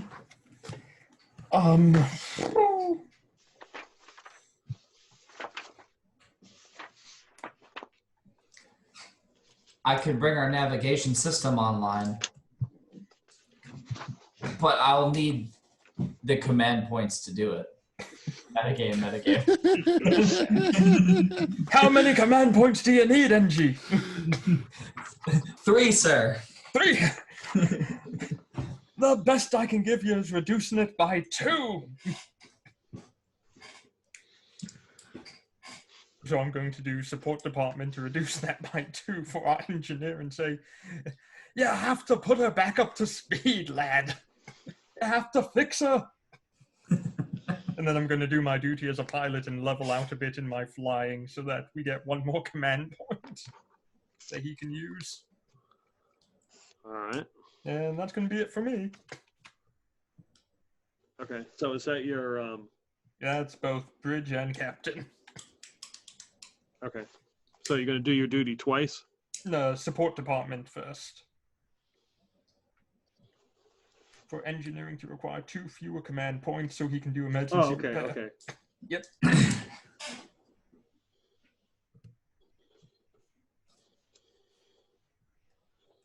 Okay, Captain, gotcha. Yep. The thing that Mike will be doing when he gets here. Okay, so you got 1 command point and you've supported department. Now, who's next? Is it... Kurt, I believe. Well, you can pick whoever. You don't have to. Oh, I can? Okay. You can change the order every time. So gunnery, Fine. engineering, or comms. Get it back up and running again. Quickly now. Are you talking engineering? Engineering, correct. Engineering currently doesn't have the resources to get it back up and running. You should have enough. You did your duty. That's right. I did my duty, and I also did support department. That's right. I forgot. So, sure. So,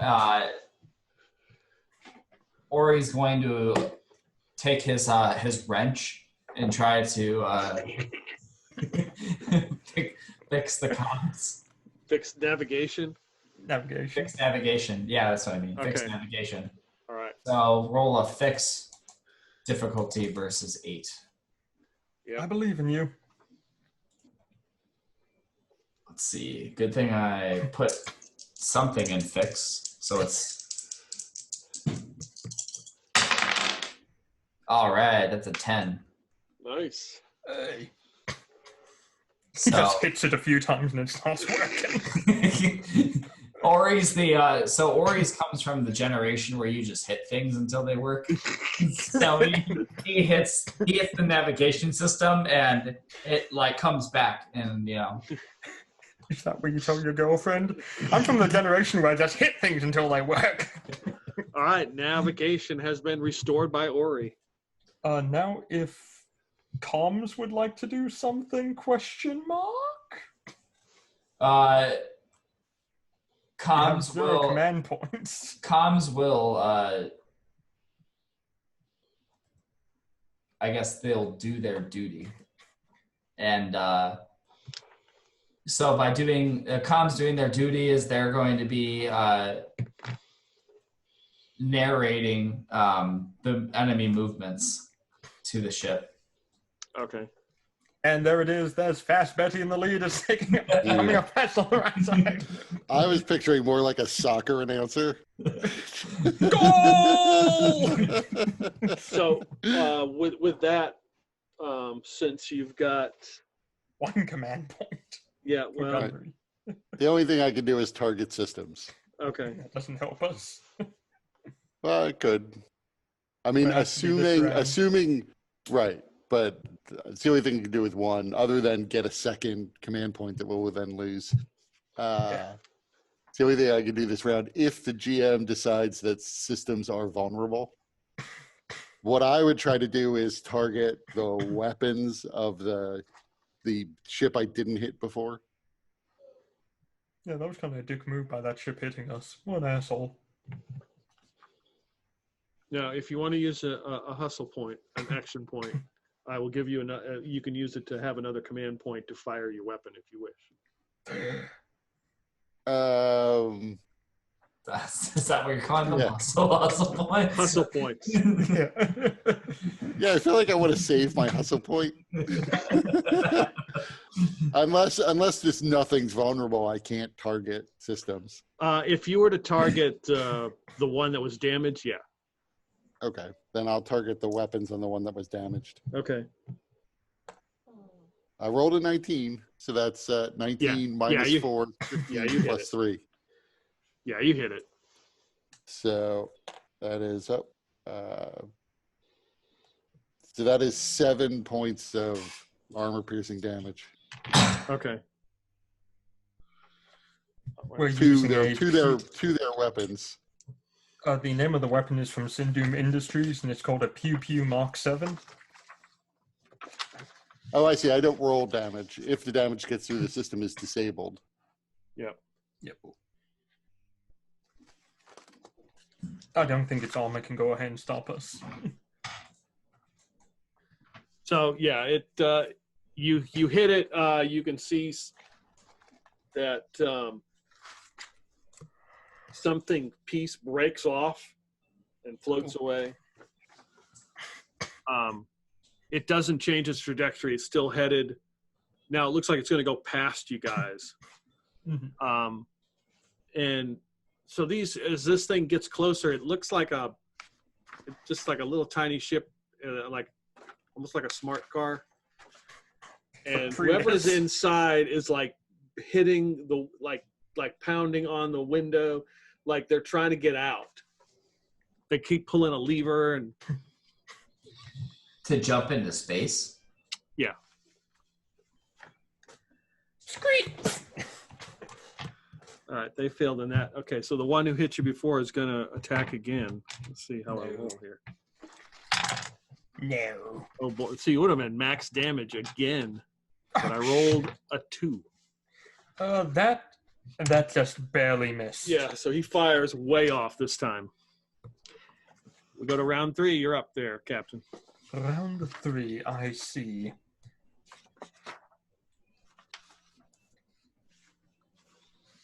Okay then, Lord Mars. I'm counting on you, and I'm going to support our gunnery department. And then the bridge is going to do their duty by swinging the ship around so he has a good firing arc at the other vessel. And then, metagame, comms and engineering. I highly recommend you get us more command points so we can fire multiple times. Comms, it's up to you.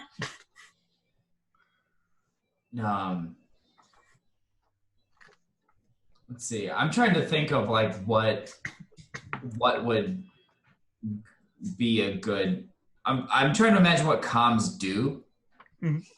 Apparently you hack shit. Okay. and you talk to people. So maybe you're giving them information on where to shoot.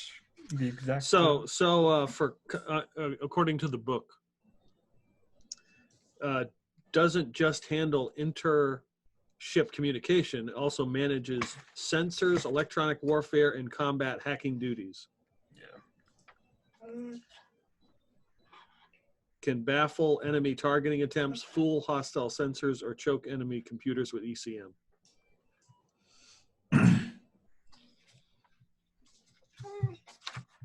So I'm going to attempt to go above and beyond, and I'm going to try to hack their targeting system. Not crash it, just hack it. Okay, yeah. So like installing a virus type deal. More like a keystroke, like a keylogger. Uh-oh. So you know where they're going to fly next. All of their credit card information will be ours. Can we get their credit card information? Their SpaceFucks account. That's perfect. We go ahead and we get the key locker on it. Then instead of shooting this round, we go ahead and we send a comm message to them saying that if they want to fire again, they have to pay for more ammunition to shoot. And then we get their credit card information. It's 2d6, right? Not 3d6 for skill checks? It depends if you have a foci or not. Right. Called skilled. Right. If you have the skilled foci, then you roll 3d6 and take the highest 2.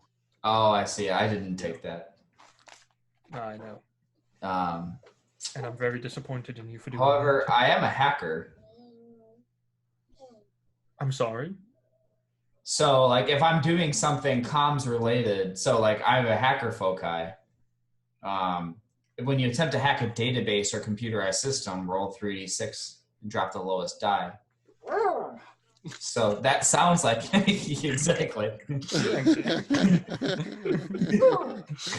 Shut up and roll them, asshole. 3 of them. So that sounds like it sounds good. Yeah. Perfect. So that's 11, which satisfies the 9 difficulty 9. So when you roll an extra dice, do you drop the lowest? Yeah. Yes. Okay, cool. And I can do that in hacking situations. Okay, so you've successfully hacked into their whatever system you're hacking into. So now we have my skill and program +1. So we have 2 command points. So we have 3 total then. And gunnery costs 2 less to do one of their actions, so they can fire a total of 2 times at the moment. And engineering's turn. If you do your duty, he can fire 3 times this round.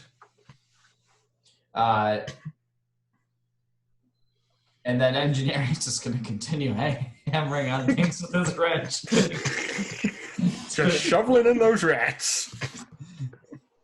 I guess I also like I never watched Star Trek too much. Like I watched like the odd episode here and there. I actually don't know what engineering does. They basically complain to the captain that something's gone wrong, and then the captain comes down and fixes it. That sounds like it. Yeah, Sounds like Star Trek, but Yeah, usually the captain doesn't fix it, but yeah, they watch over the various systems that might be in peril. Like if shields are under stress, they're the They ones who basically- report how far down the shields are depleted. Shields at And figure- 50%. Right, and figure out tricks to get them like back online. okay. Usually by technobabble. Yeah. Like if really Star Trek is very good for its technobabble. It really is, and that's why I didn't understand what anybody actually does on the dev ship. You're not supposed to understand, just accept. So engineering is going to do its duty by maintaining shields. So we'll get 4 command points. Do you have any shields, John? Captain? They're not actual shields. They're more of just some shields I found from an ancient African tribe and strapped onto the ship. has applic armor, so it's close enough to maintaining shields, you know? Okay. So now you can fire your gun 3 Well, times. actually, no, because like our navigation system just got back online, so I would be like monitoring that navigation system actually to make sure that it's stabilized. Okay. I can get my technobabble up there. I believe. Just give us three more sessions of space combat. Right. Well, you know, you do things like reroute auxiliary power To the quantum flux capacitor Right. systems. All right. so I can fire 3 times. Total correct. You have 4 command points and minus Just 2. which one are you shooting at? The undamaged one, the one that critted us, All right. that just got hacked. Yep. Well, the first one was not that good. The first one was 10. The just miss. I am Nice. disappointed, my son. The second was 15 to hit. Yep. 5 points of damage. Okay. And the third one is 19 to hit. Yeah, that's a hit. 6 points of damage. All right. Somebody give me a D10 roll. I will. 7. So with the first shot misses, the second one hits this little tiny space smart car, and you can see the hull underneath begin to crack and separate. And with the third shot going directly in there, the whole thing just ignites in a fireball. And there is now a debris that's just burning with some sort of humanoid floating in space who is also on fire. Fire in space. That's bad. That's right. Everyone carried laughed his- when we Yeah. Everyone told me not to carry that spare oxygen supply with me. It's not even like the suit's on fire, it's just everything inside the suit is burning up from where the oxygen is, so he's being roasted inside his own suit. There you go. God, I think I've seen that porn before. That's what I like to think. I like to think the last thing he saw was his targeting system got hacked and he got like pop-up ads for Pornhub. And then he ignites on fire. He's like, oh my god, that's so hot. From his best to his worst. The other ship is now like past you, and you can see this person frantically banging on like the window and like pulling on a lever trying to get out. Maybe we could sell him into slavery. It's your roll. We have like a tractor beam. Capture him. I don't think you have one for this ship. I don't think we can have one on this ship, yeah. Sadly. But we did discuss there are tractor beams. Yes, there are. There is also a gigantic monkey. We can use that. Let me take a look here at the book.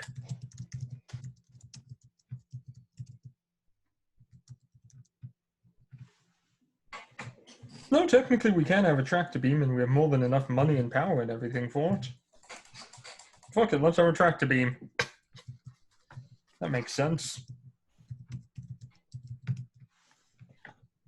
No larger than the ship of one hull class smaller. So is this a fighter size ship? Smaller than that. Smaller? Yeah, I mean, if you have a tractor beam, Yep.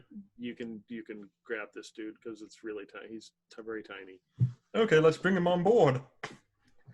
Mars, I'm capturing this man. Would you like to greet him when he comes on board? Yeah, I'll go do that. So I'm going to go down to wherever cargo would be brought in by the tractor beam. Okay. Yep. All right, you bring in this little smart car ship Definitely looks damaged. And this person is frantically in their suit, frantically trying to get out.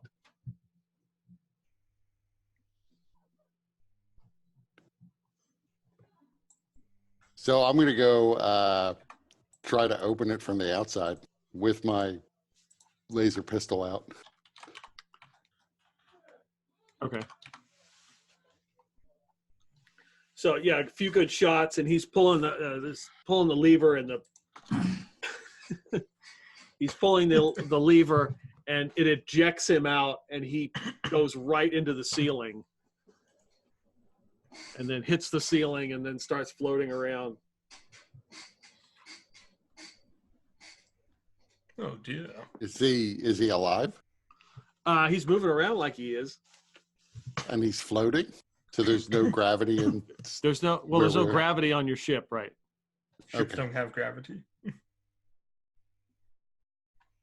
Then I am... I didn't realize he would be ejected quite so far away. So I'm going to shoot him.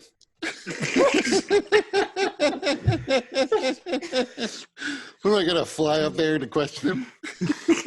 We have a perfectly good sleigh. You don't even have to fly. You just have to kick off with your feet and you'll float up there. Okay. Right, so, but then I'll be in range for him to pull a knife. That's not a good plan. This escalated so You quickly. could try talking to him first. He's Do way you up think he there. knows how to talk? all right. So give me an attack roll. Oh, that was not good. 6. So you fire, missing, and you hit some of the cargo hold. Oh, breach.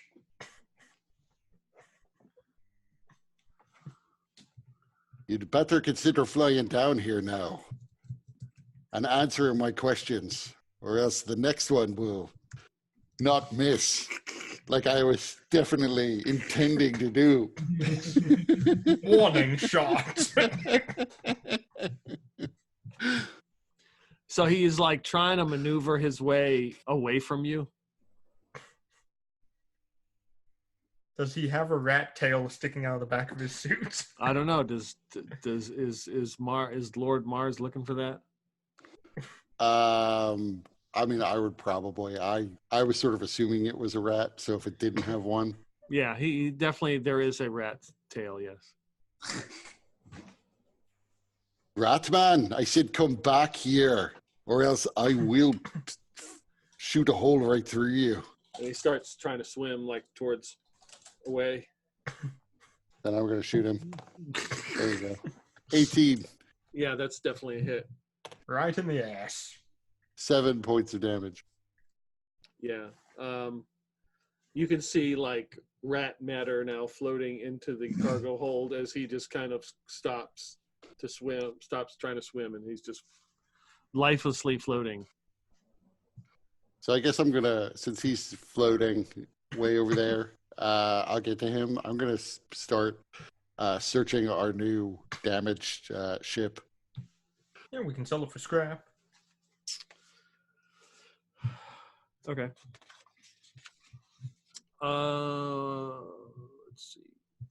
Now I'm glad I didn't completely destroy the weapon system, just disabled it. I mean, it's practically new, minus the laser marks and the holes in it. You find some Royal Slug gambling tokens and some mini bottles of alcohol on the floor.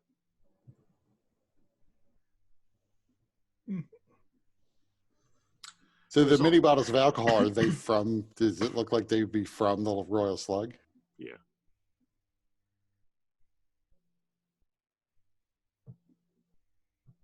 So I would probably, I would say over the comms, Ori, we've got this ship in the hold. You may be able to get more information out of its computers than I would be able to.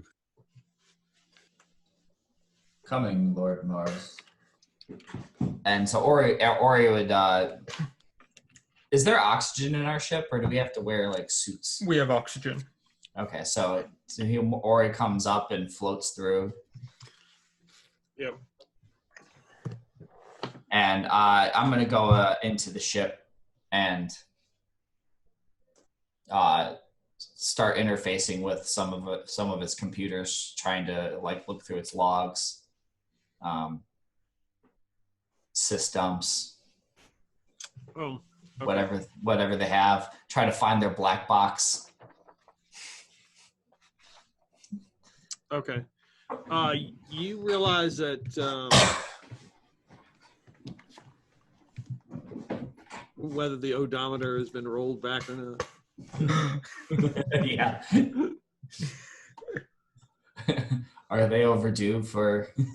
Is the ship overdue for emissions testing? About the oil change. Space emissions. So yeah, just give me a check and we'll decide what you learn here. Oh, that was awful. It's assuming it's a program check. Yeah, To hack something. It'd be 4 or 5. 5. Yeah, the Carfax looks good. You do have your hustle point you could use. I might as well hustle. That's much better. That's 12.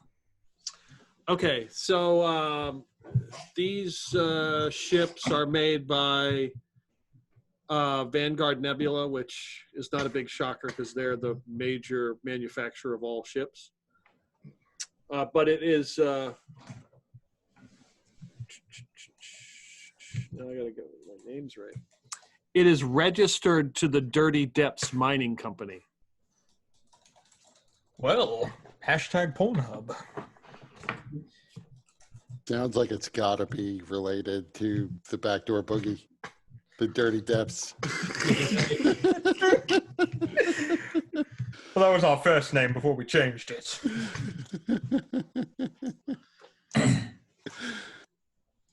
What is so? We're with the Xenoblast. Xenogenesis. Xenogenesis. Xenogenesis has its headquarters on the same world we have ours, but I don't think we work for them. They're just on the same planet. Yeah. Gotcha. So yeah, you guys can either decide whether like they know what you do, or you're kind of like renting out the back room and just kind of like we just, Yeah, we're just called Wholesale War, and we make Furbies. Chia. Chia pets. What do I know about Dirty Depths Mining Co? What do you know about Dirty Depths Mining Company? They're well known for their chia pet construction. You know that they're the main mining and mineral extraction in the whole sector. So they're the big dogs.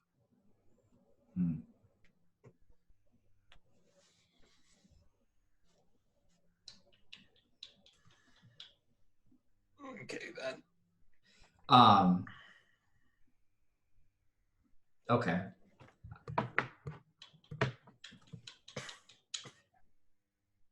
I was just wondering because I did work for a mining company at some point, or at least in a. You didn't work for actual mining companies. You worked for Bitcoin mining companies. Different. Yeah, no, I did not work for a mining company. Getting my. Okay. So this is the. So I'll say to Lord Mars. Apparently, this ship was made by Vanguard Nebula, registered to the Dirty Depths Mining Company. They're the big dogs around here. So I've heard. Well, I guess the real question is, why were they after us? And especially, why were they after us after we dropped off that package? They may still think we have it. That's a possibility. So I'm going to go fish down the rat, and I will search. Yeah, search him.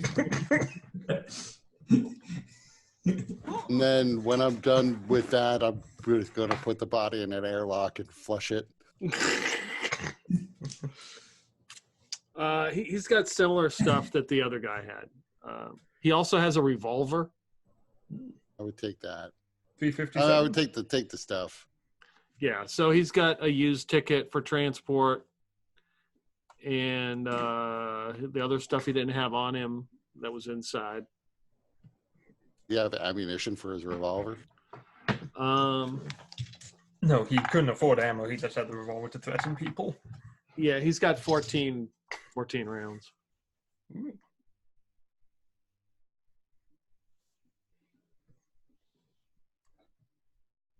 So I don't know that we need the suit with the hole in it.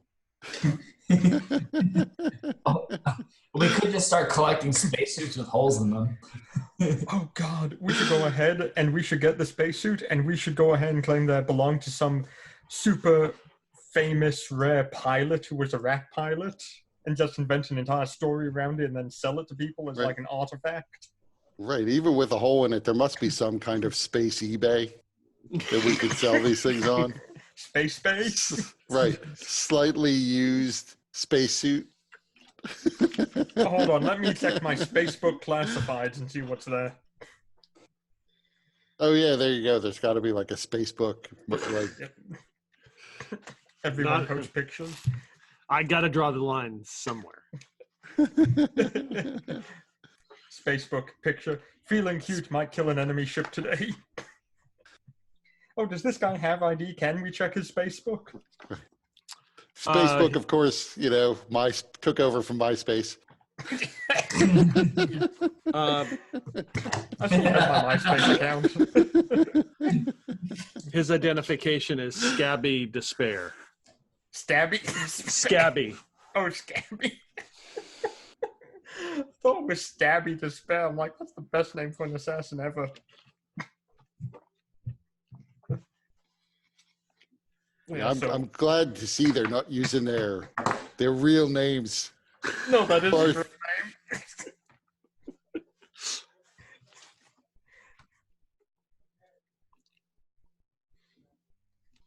Big Dragon King I mean- 667.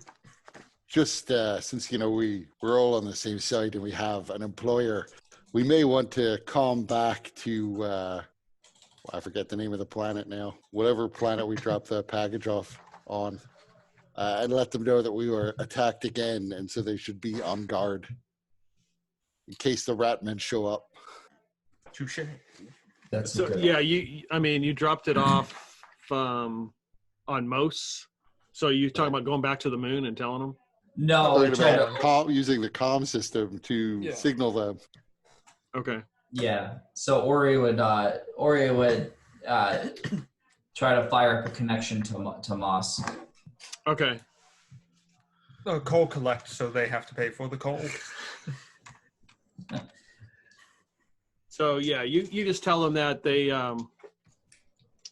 you just obviously describe what happened, and they say they're going to send some kind of ship out there just to pick up the debris to see what's going on. Oh shit. They don't need more space junk out here. Is it the weekend? Is it after 7 p.m. or are we going to have to pay premium for this phone call? All right. So you've got this little smart car busted ship, potentially a used rat vac suit.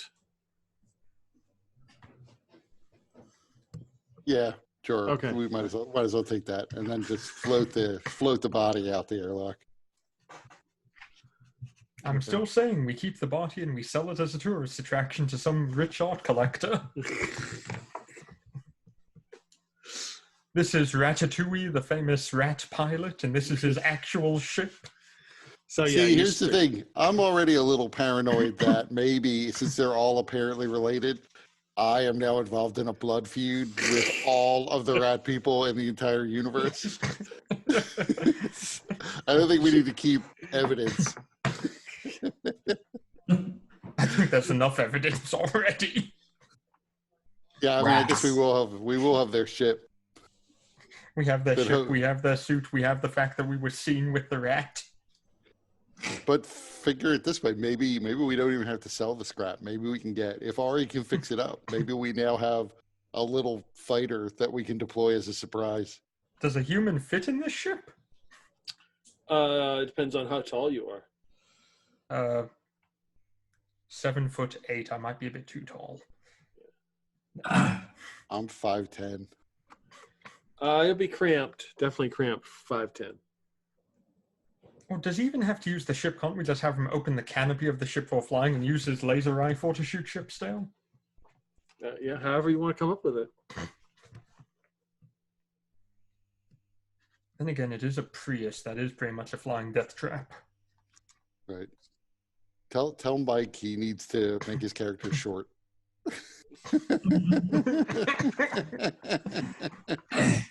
I think he is. Yeah. Biggie short stuff. I imagine him being short too, but that's because I'm thinking of Roughstool. Yeah. That's all you ever think about is Roughstool. All I hear from you is Roughstool, Roughstool, Roughstool. Why don't you ever think about anyone else, huh? Right.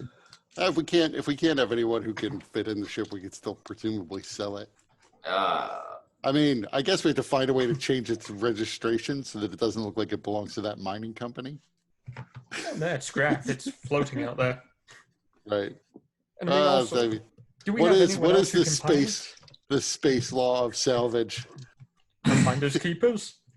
Is it if you shoot it, you get to keep it? Because that's what we're arguing right You now. keep what you kill. I mean, I think we're mercenaries, right? So like we live by that law anyway. We only have Right, to. I'm just wondering about would a buyer want to take something that the most powerful mining company in the sector thinks it owns? Yeah, probably. I mean, it's a smart car. I mean, these aren't like valuable ships. I mean, they're not like, they're fairly, some systems fairly common. So Yeah, like maybe 100,000 or 200,000 at most if it's in pristine condition, which it ain't. Hell, the weapon on the ship's probably worth more than the ship itself. So Ori, I never actually didn't specify like a height on Ori, Okay. but I would imagine him like 5'7". And he was a spacer, so he's generally used to crawling into tight spaces. yeah, so this wouldn't be a problem for him. The question is, does he have the pilot skill to fly it? No. That is the problem. I can at least get inside it. This is my bedroom now. I live here. If we wanted to get more. But yeah. Technically, we can hire If need NPC be, pilots. we could stuff it full of explosives and just ram it into things. Actually, that's not a bad idea. You could hack it and control it from the ship itself and then fill it with explosives and fly it like a drone. I'm assuming that's possible. I don't know, but maybe. It sounds reasonable. I'm sure I could figure something out.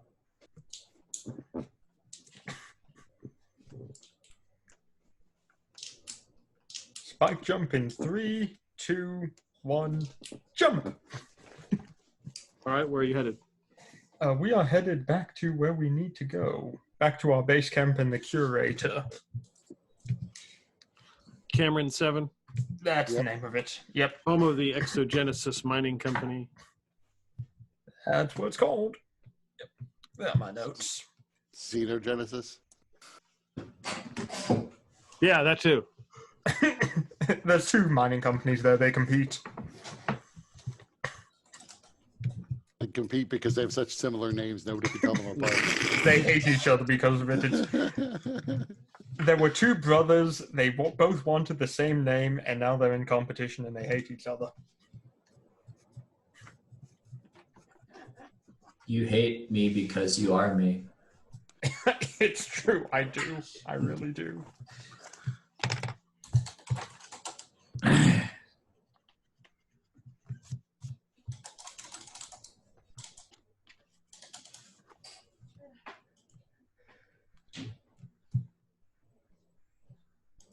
I'm honestly surprised I survived this session so far.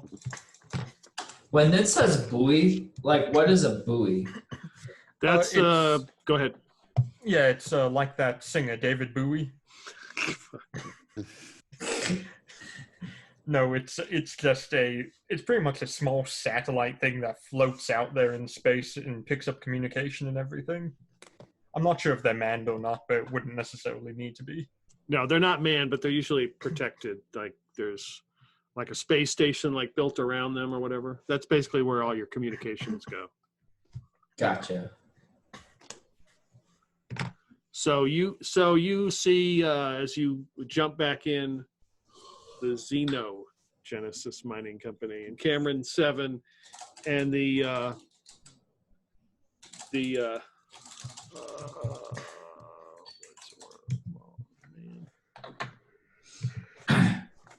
and the volcanic asteroid belt, and Mos Ignis is the large asteroid planetary body that actually has a volcano on it. Ooh. So this is what Xenogenesis mines. They have exclusive rights to it, and you dock at the at Cameron 7, and land your ship in the docking bay. Fairly big space station. There are other, obviously, ships in here that transport the miners down to Mos Ignis and transport different equipment and stuff. And the ship lands, and you guys begin to disembark. Of course, the station has some sort of rotation, so there is some kind of centrifugal force. Ooh. So as you disembark, you see a familiar face come running over.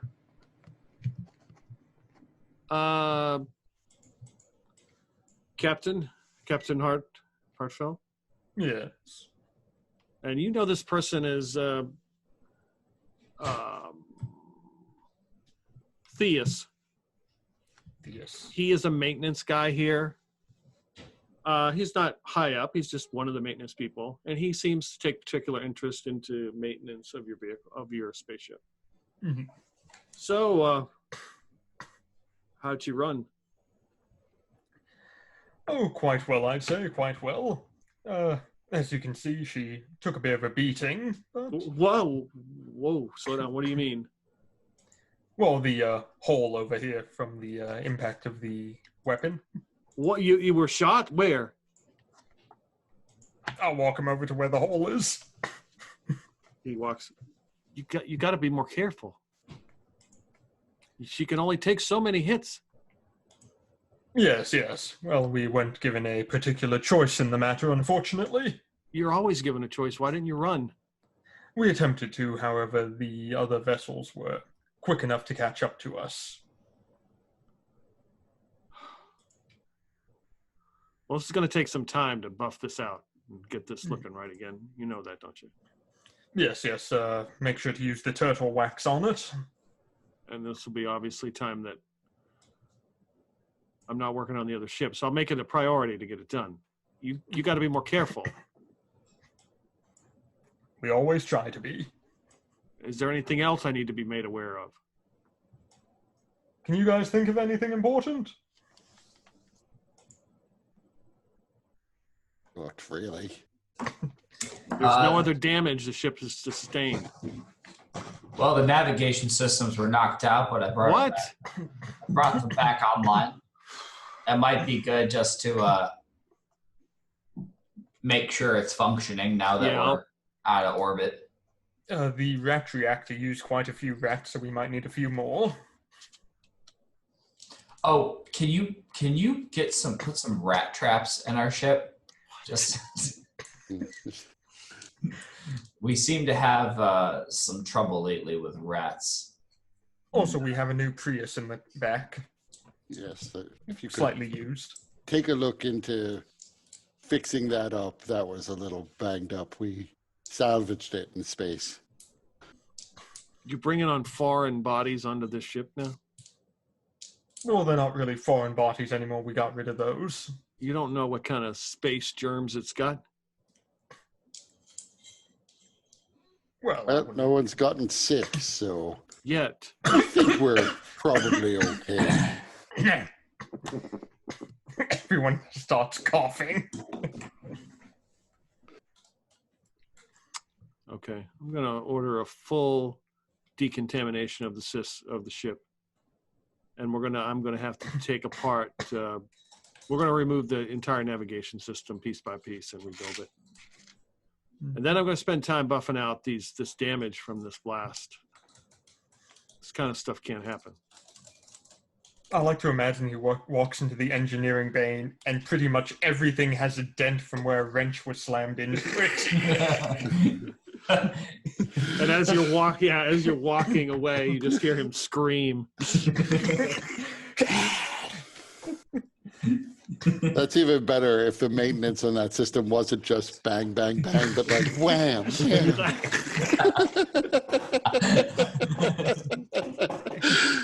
All the screws are stripped. Every one of them. Everything within 15 feet's all dented up. He's just flailing around with two wrenches in his hands going, "The hills are alive," with the sound of music smashing everything to make it work. So tell me, does the Xenogenesis, fuck this name up every time, mining company know who you guys are, or is it wink? Or they do. To Okay, some degree, but the Exogenesis mining system knows us better. Yeah, I mean, I would assume that like we are a legal mercenary company. Okay. Yeah, I mean, we have an administrator who can fill out all the paperwork. Right. We have our own bureaucrat. I hope Mike plays his character like Hermes Conrad. You should suggest it to him. All right. So you enter your company, and you can go ahead and describe what that looks like. It's somewhere on the ship, so. Well, we have a major rat problem, and I'm not sure because Mike's kind of the administrator who's supposed to have all this ready. Yeah. So do you have like a main control room, like that you communicate with the curator, or is that like a whole little separate little room? Or is it the main room basically for watching like Spaceball and stuff?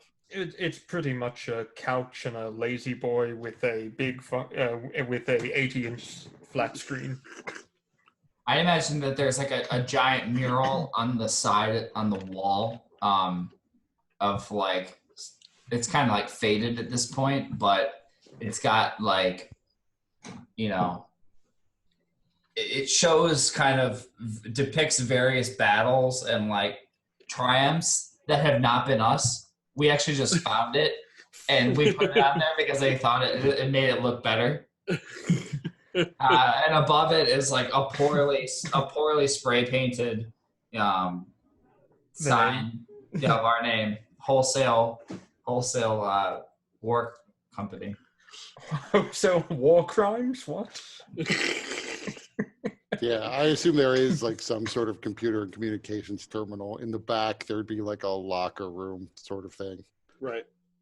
It's not neat though. I mean, we've got guns and ammunition just strewn all over the floor.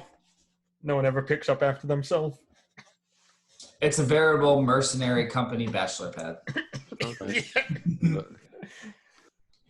Like we have a communication terminal, but like for some reason it defaults to Pornhub. Everyone blames me for this too. Are you done with that? I need to make a call. No, I'll give you 5 minutes. I need to make. That's like speak forward. Every time you like press down a key, it just sticks down. Doesn't pop back up. We have beds, but they're just covered in, guns and shit. Don't worry. Never use them. Don't worry, Peter. You can edit this part out if you want. Oh no, this is staying in. We're getting that sponsorship no matter what it takes. There's a full on the, as you come inside the living room area, there's a full-size cardboard cutout of the Golden Girls there. They're standing. Okay. And that's a bit more for religious practice. I presume that Ori probably has at least some sort of quarters or room.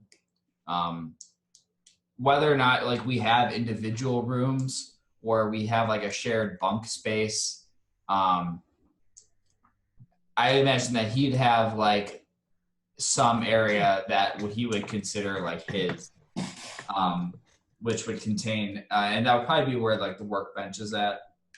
We have a workbench on the ship as well. Yeah, but I'm assuming we also have like workbenches back at like home base too, right? I don't know, can we afford it? I like to think there's when you leave the main room, there's a long hallway that connects then to like where the lockers and bunks are. And at one end, there's just like targets on the wall because that's what I use to like practice shooting. Even though people might at any moment walk into that hallway, into the line of fire. You always have to be prepared for danger. Yeah. You never know when it's going to strike. For your long-range target, we just open the front door on the opposite wall. There's a little target there. So you just shoot across the main thoroughfare. I did have a question. So hustle points can be used to change narrative elements, you said in your email? Mm-hmm. So, like, I don't know how I would wind up using that.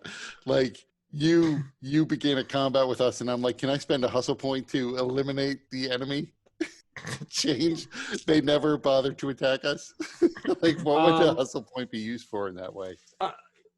Heart attacks. I was trying to think of a way to describe, like obviously the action points can specific things, but it was like, I'm not really sure how the system's going to go. So it's very similar. It would be similar. Like if you said, yeah, I just want to avoid the combat and I want to use my point, and then we'll talk. Okay. So what are you going to do that? Like, it's just basically. I'll tell you, I was specifically thinking, can I use my hustle point to introduce a new narrative element where some dangerous alien creature stows away on the ship, not our ship, but Backdoor Boogie's ship for Thursday's game, and comes out when they least expected to attack them. I don't think that would work because I'm pretty sure that Brendan is always expecting something to attack us there. Right. I don't necessarily. Can't imagine that whatever this would be would wind up killing someone really, because I'm sure it'd get blown up. But I do like the thought of they get into this random combat with an alien that is stowed away on their ship, and then Peter's like, "Yeah, Kurt spent his hustle point to make this happen." There's actually, that's not far from what is going to happen because our station is infested by Jawas. So we do have Jawa problems we have to deal with, and they're all over the place. Doing minor pranky things like disabling communication, cutting car brake lines, that kind of thing. So gremlins. Yeah, Jawas, same thing though. Basically, I just want an excuse to have Peter go ahead and have to yell Routini every few minutes. Routini! Yeah, I'm sure I could find some better use for my hustle point, though. I'm not sure you can, actually. I'm thinking about I don't think you can. I think this is the best use you have for it right here.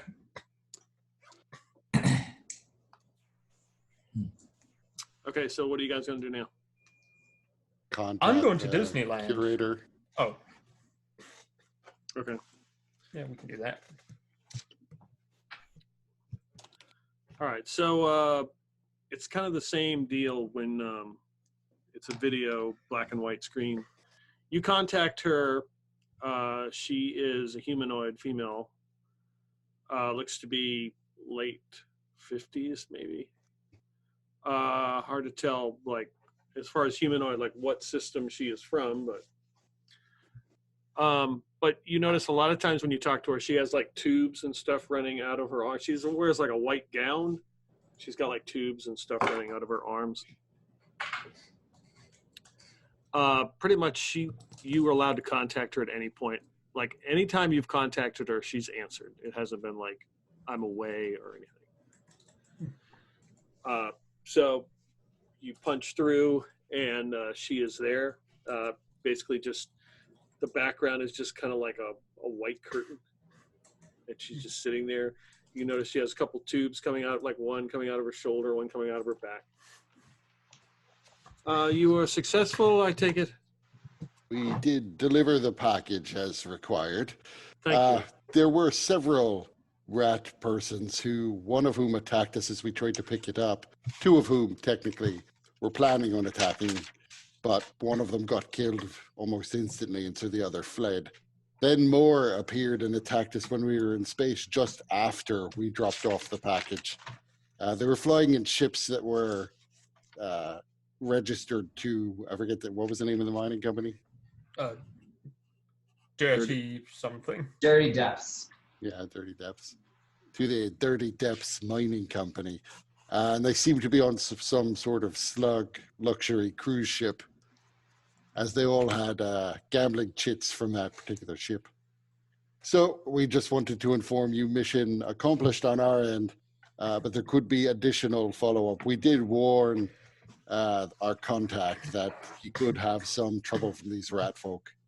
Lorenzo did inform me that he received the container unharmed and the contents were what we expected. I will now deposit an extra 1,000 credits for your trouble and what has happened. I will look into the incidents that have occurred and see what I can make of it.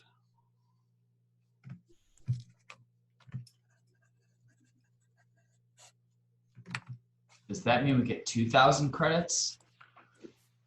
I think he said an extra 100,000 credits. No, extra 1,000. I didn't say 100,000. Like I said 100, but that didn't mean. So then she puts up her board, which is going to be screen share the job listings. We were going to have so many ship upgrades with 100,000 credits. Not really, sadly. All by power armor for me and Mike's character. Oh, absolutely. Pornhub Premium. What was that?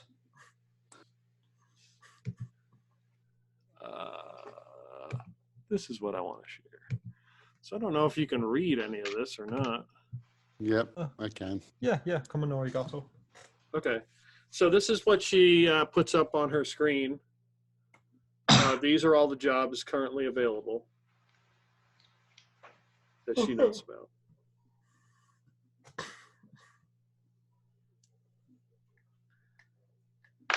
Or we can do something difficult, or we can do something easy. The sponsor in parentheses means that she knows who they are, but they don't advertise. Like she knows that the Appius Independence Alliance is sponsoring that mission. Okay, and then you have the BAH, or Basic Housing Allowance. Then you have individuals still to an The BAH, that is the Blackheart Adventuring Company. Oh, okay. Vanguard Nebula. Sorry, not sorry. Yeah, I remember them. Assholes in Action. Tula and Associates. And does that say SIL? That's Sindum Industries. Okay. Industries Incorporated. Okay. Well, they sound like a bunch of good, jolly fellows. Well, I mean, My eye immediately goes to item the one where we find and return an item to the National Archives because it pays well and sounds relatively danger rating easy. 5. On the other hand, we could do with the sorry not sorry one at the bottom, which pays 3,000 with a danger rating of 3. Which I'm not averse to a little danger.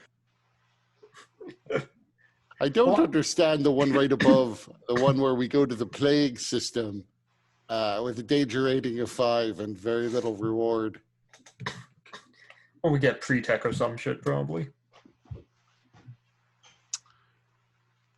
That is more or less a charitable case. The individual is attempting to return, and that's all the money there. That would have to be for a tax break, then. I don't think we'll be doing that at the moment. We don't have enough money. Well, Or if we just want pure cost to benefit analysis, danger rating 4, 5,000 credits to free a slave from Concord 9.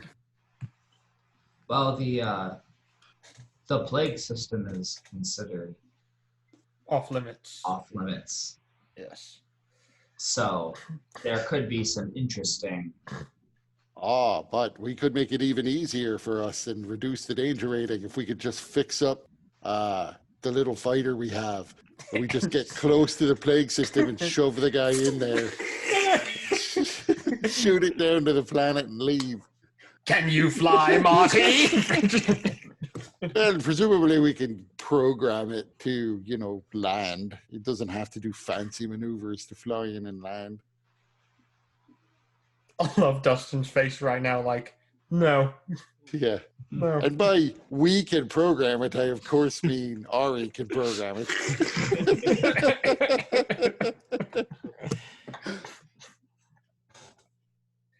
Not if it interrupts his phone call time. Well, see, I only have 100 credits on my person. At least I did until we had the 2,500 credits that this mission just got us. And we're splitting it 4 ways. You get 10 credits and everyone else splits the rest. So yeah, I like to look at the second mission now that I reconsider it. Yeah, the Zeal one. What do we know about the Zeal system?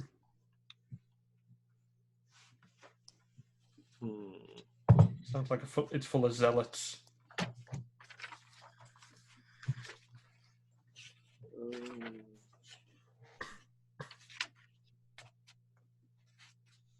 We know that there's a dead planet.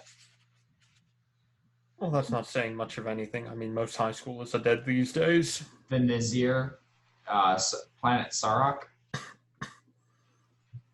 is the main planet. Well, we need to go to Free Slave from Concord 9.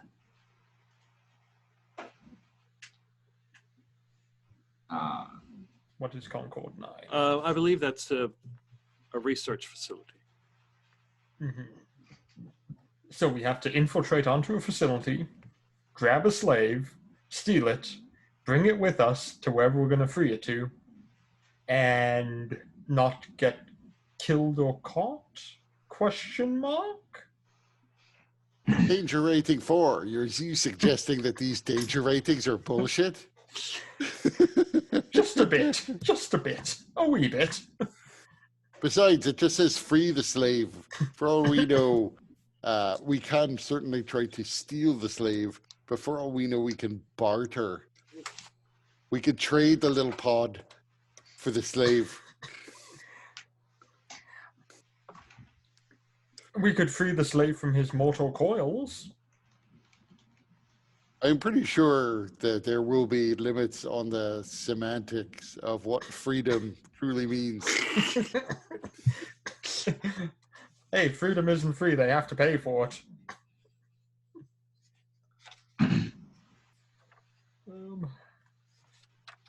I suppose we could go to that one.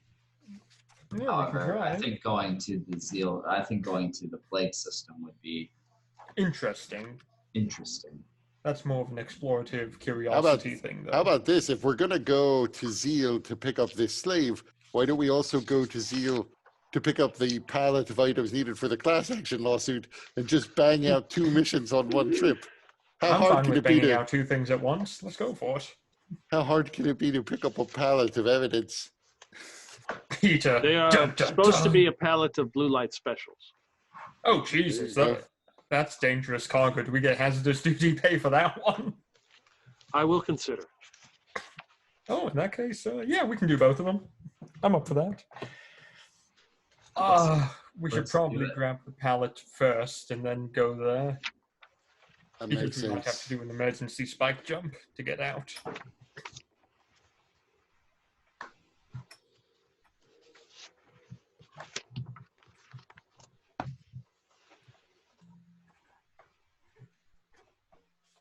Well, okay then. Well, we have there are 2 different destinations after each of those missions. Yes, we have Herd and Hamas. Or whatever hum is. But 6,500 credits when we're done. True. Feel like I could make more running the stock market.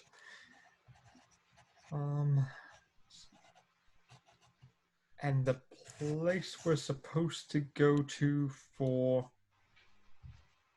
that one is find pallet of items for class action lawsuit. For that matter, we could, since we've got to return the slave to Hum, if we return the slave to Hum after we drop off the pallet, we can then do line 2's item while we're on Hum. Because that starts and ends on Hum.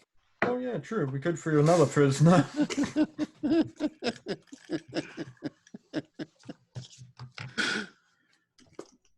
We'll just daisy chain all of these. We take them all. Skyrim questing this up. Well, I'm sure we can always accept more later on. Now, do we have any idea where that palette of blue light specials is for the lawsuit? It's on Sirach, Sirach. Okay. the planet. Okay. Sirach from the sun.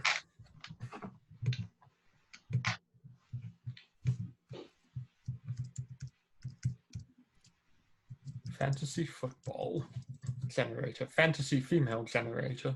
That's what we're saying under suggested. There we go.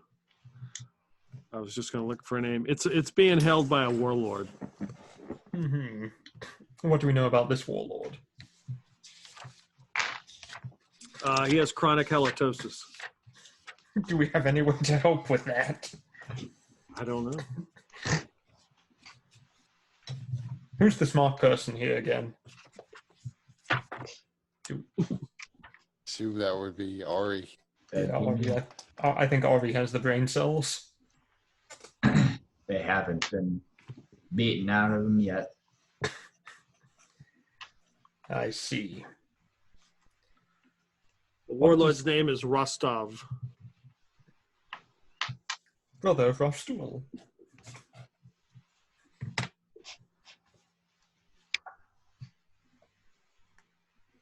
Well, I think that plan sounds good to me. Yep. I would like to, after we complete these missions and have some more credits under our belt, I would like to go to the plague system. I'm curious at what tech we may find there. Yes, it could be very interesting. But we could always, at some point, if we're going to go to the plague system and the guy hasn't gotten back yet, we might as well pick this guy up and take him with us and make 500 credits. Pay for the fuel at least to get there. Is there a way to refuel once we're in the plague system?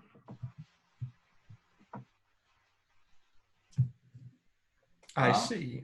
So we Plus, might need to... that guy might have knowledge of what's on plague and what we might find there.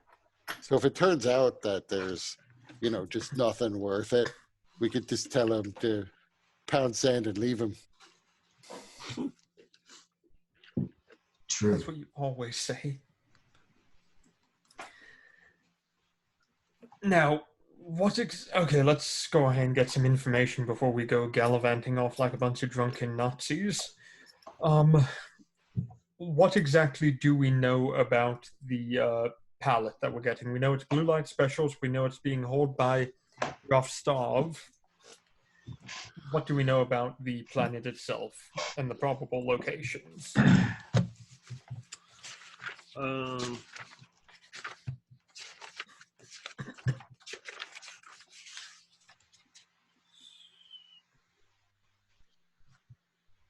Basically, you're going to need a pressure mask to breathe. Mm-hmm. And it's tech level 2. Okay. And So vac shoots would work then? Yeah. Okay. So if it's tech level 2... primitive muskets. Right, is this guy going to want to give up a pallet of blue light specials? That's the thing. However, we do have a ship we can take into atmosphere and shoot at him if we need to, and he can't do anything against us. So we have some advantages, of course. Let's not forget we can also pick up a, Humvee or something and bring that along with us with a minigun on top. I think we've, I don't know that we want to go shooting at a crate full of blue light specials. True, an entire pallet of them might be an apocalyptic event for the planet. You guys left the other one at Cheb Life Station, right? Or did you take it? No, Ari took it. Oh, that's right. Ori did take it. So you got it. Okay. Did anything happen when we were on the spike drive jump to detonate the blue light special, or is it still fine? It was still fine. Ori, give me a D100 roll. Yep. It's in one of my innumerable pouches.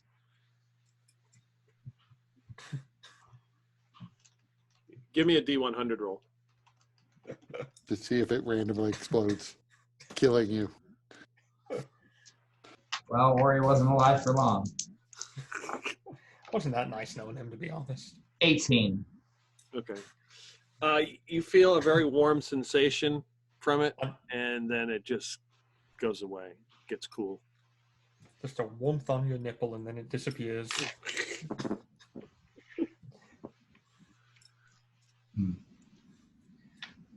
Yeah.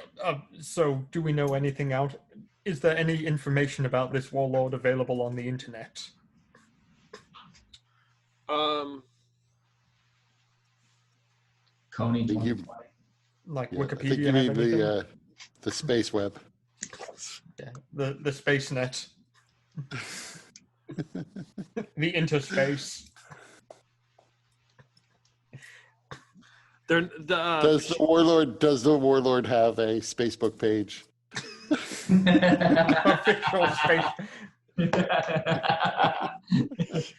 Can we check his Spacer account? Is he posting tweets on it? He just got Twitter.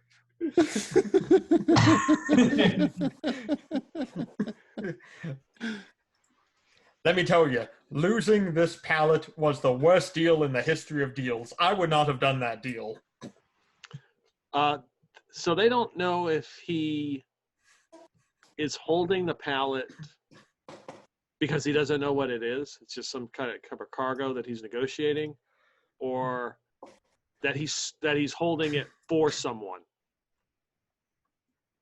Look, tech level 2. If we can fix up the little space fighter that we have, even if it's barely functional but will fly, even if the weapons don't work, we can basically give this guy a magic flying chariot in exchange for this pallet. Quickly, we must get it in gold paint.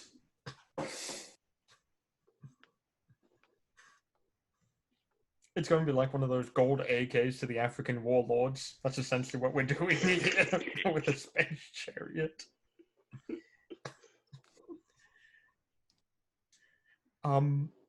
Okay, and what do we know about Concord 9? Is it like Australia and it's a penal planet, or? No, it's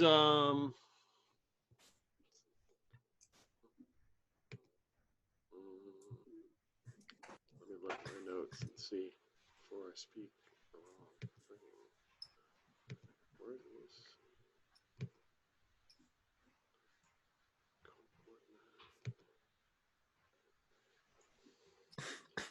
Part of the notes just needs to be an op briefing for each one of these things.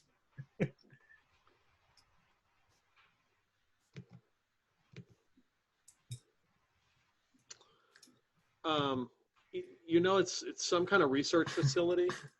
It's undetermined what they do. It could be like a laboratory, but there will be some kind of presence, like guard security, but not like the first one, which has a rating of 5. That's why it's 4, is because just where it's at, and there are security personnel, but it's not as heavily guarded as the other one.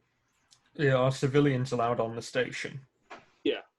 For refueling, and do they have shops or promenades or anything there? Or is it more just kind of passing through in the Gardiner or some shit?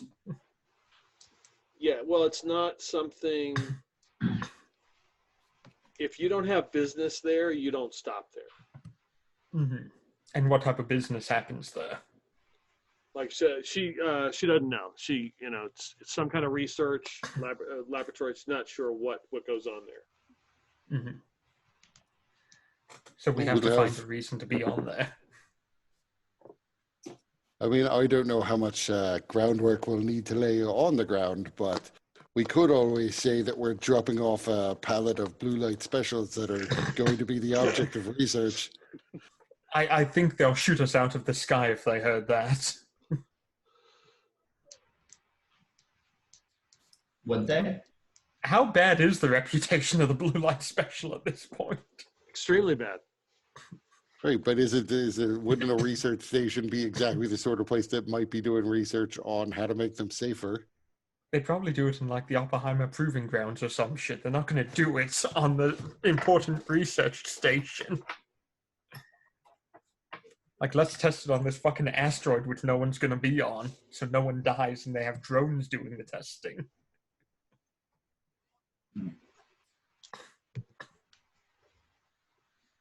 I mean, if the reputation is that bad, it sounds like it would be dangerous just carrying them around for us. Well, I know of certain people who carried them around for a whole campaign, and nothing bad ever happened.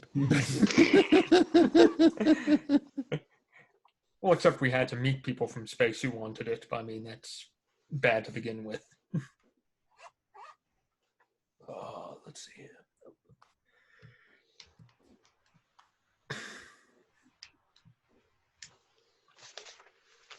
Okay. So you guys' plan is to go and get the pallet of blue light specials from this warlord, and then head to the station and free the slave, and then free the prisoner. Well, after we drop off the stuff we need to for the first 2, and then probably go ahead and free the prisoner in the hum system. Then after that, head back. All right.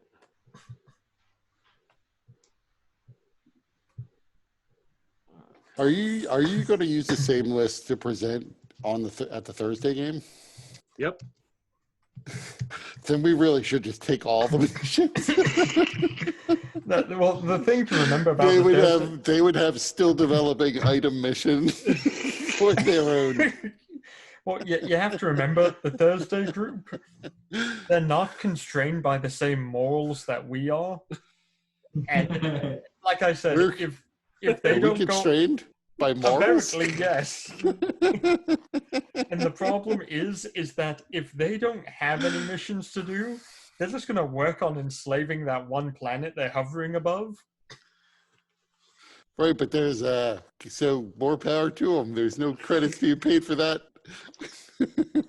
No, however, there is pre-war tech, pre-scream tech apparently, and a bunch of other shit.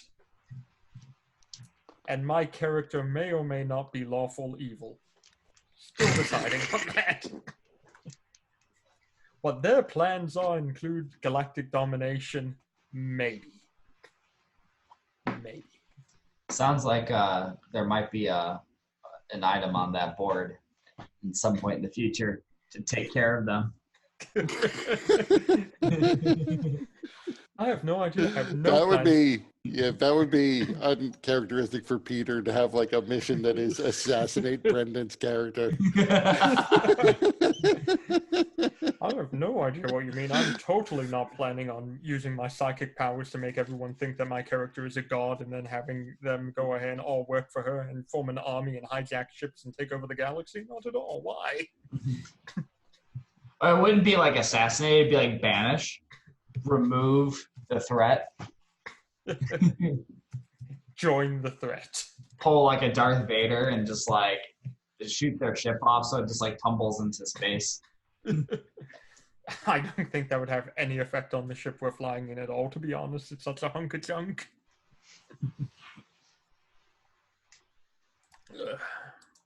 All right. I need so to take a 5-minute break.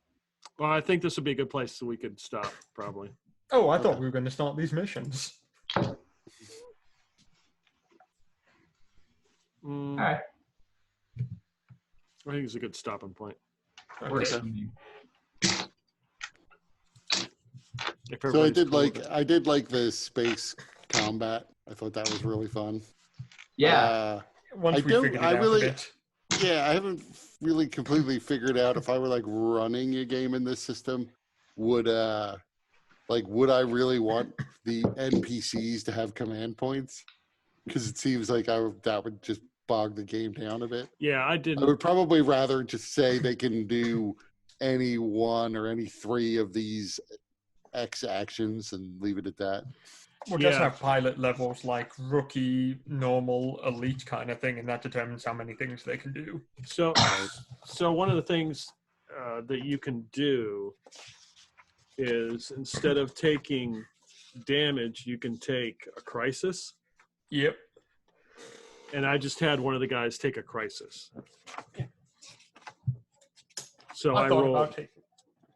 Yeah. So when you go to look at that little space pod, you'll notice that his engine is fried, basically locked up, and that's what happened. That's why he couldn't. He was going at the same rate of speed that he just couldn't maneuver or anything. So Yep. The crisis thing seems interesting and very like Star Trek. Like, oh, we got hit. One of our pipes burst. Let's forget the fact that we got hit. Let's fix this pipe that's now leaking. The pipe is squirting hot air everywhere. What do we do? You know. I will say it's That is- a lot. The sort of, I know you haven't watched a lot of Star Trek. If you do go back and some of the episodes, skip the first 3 seasons of Next Generation, but because they were really trying to figure out what to do with that show. But 4th season on was pretty good. Some of season 3 was pretty good. But one of the things to watch out for, because it's hilarious how much they overuse it, is how many times consoles that people are sitting at just like explode. Yeah. That because like nobody ever, like Star Trek, they don't have fuses, so every time there's an overload, things just randomly explode on the ship. Well, the problem is they do have fuses, but they're, shotgun shells they're using for fuses. Maybe at some point. I hardly watch TV. I basically study and play Porn. D&D, Yeah. and role playing and stuff. I can't wait to actually do combat because Kurt is the only one that actually got a shot off. well, it was just set up.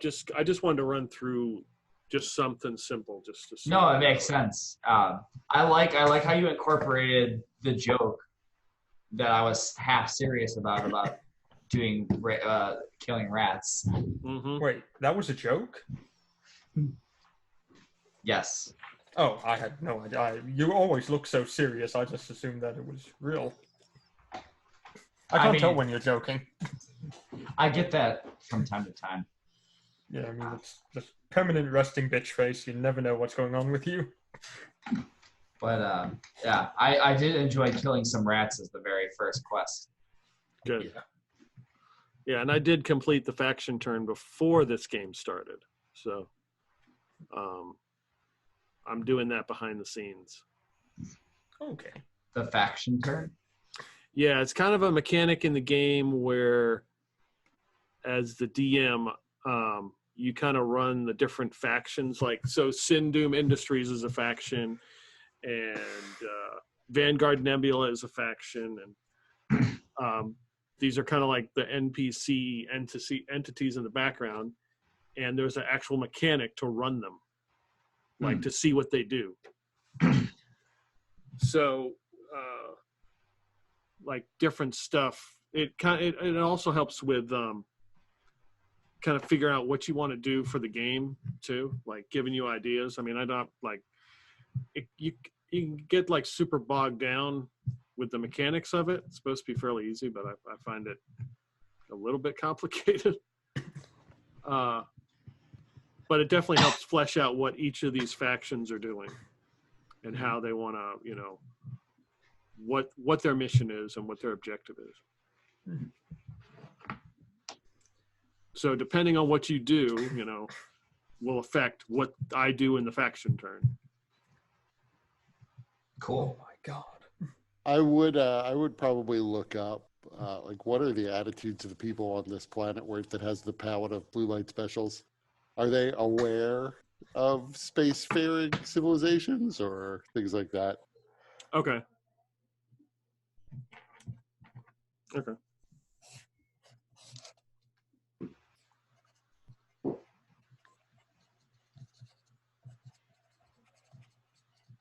All right, I will see you guys for the Tuesday night game. Some of you guys. Yes. So we are playing again the 29th. Is everybody good for that? Yes. Yep. Yeah, I should be. Mike, are you Okay. good? Oh wait, no, Mike's not here. Never mind. Yes, Mike will be joining the adventure on Thursday. Yay! By the way, we got 2,500 credits, so that's 625 apiece, assuming that we're decided to split with Mike. Well, he wasn't here, so I don't think so. Depends on what our maintenance costs on the ship as well after it got shot. And this is also the most money that Ori has ever had. Ever. Oh, like- hell. He is like thrilled. He might go up to that that gambling and get Well, we do have some Royal Slug gambling tokens. we do have we did collect a bunch of Royal Slug gambling tokens that you can take with you. Yeah. They might have a time limit though, so they might not be good after 24 hours. And there may be a ship filled with rats who are trying to kill you. Squeak, squeak, motherfucker. Tell him Fat Squeaker sends his regards.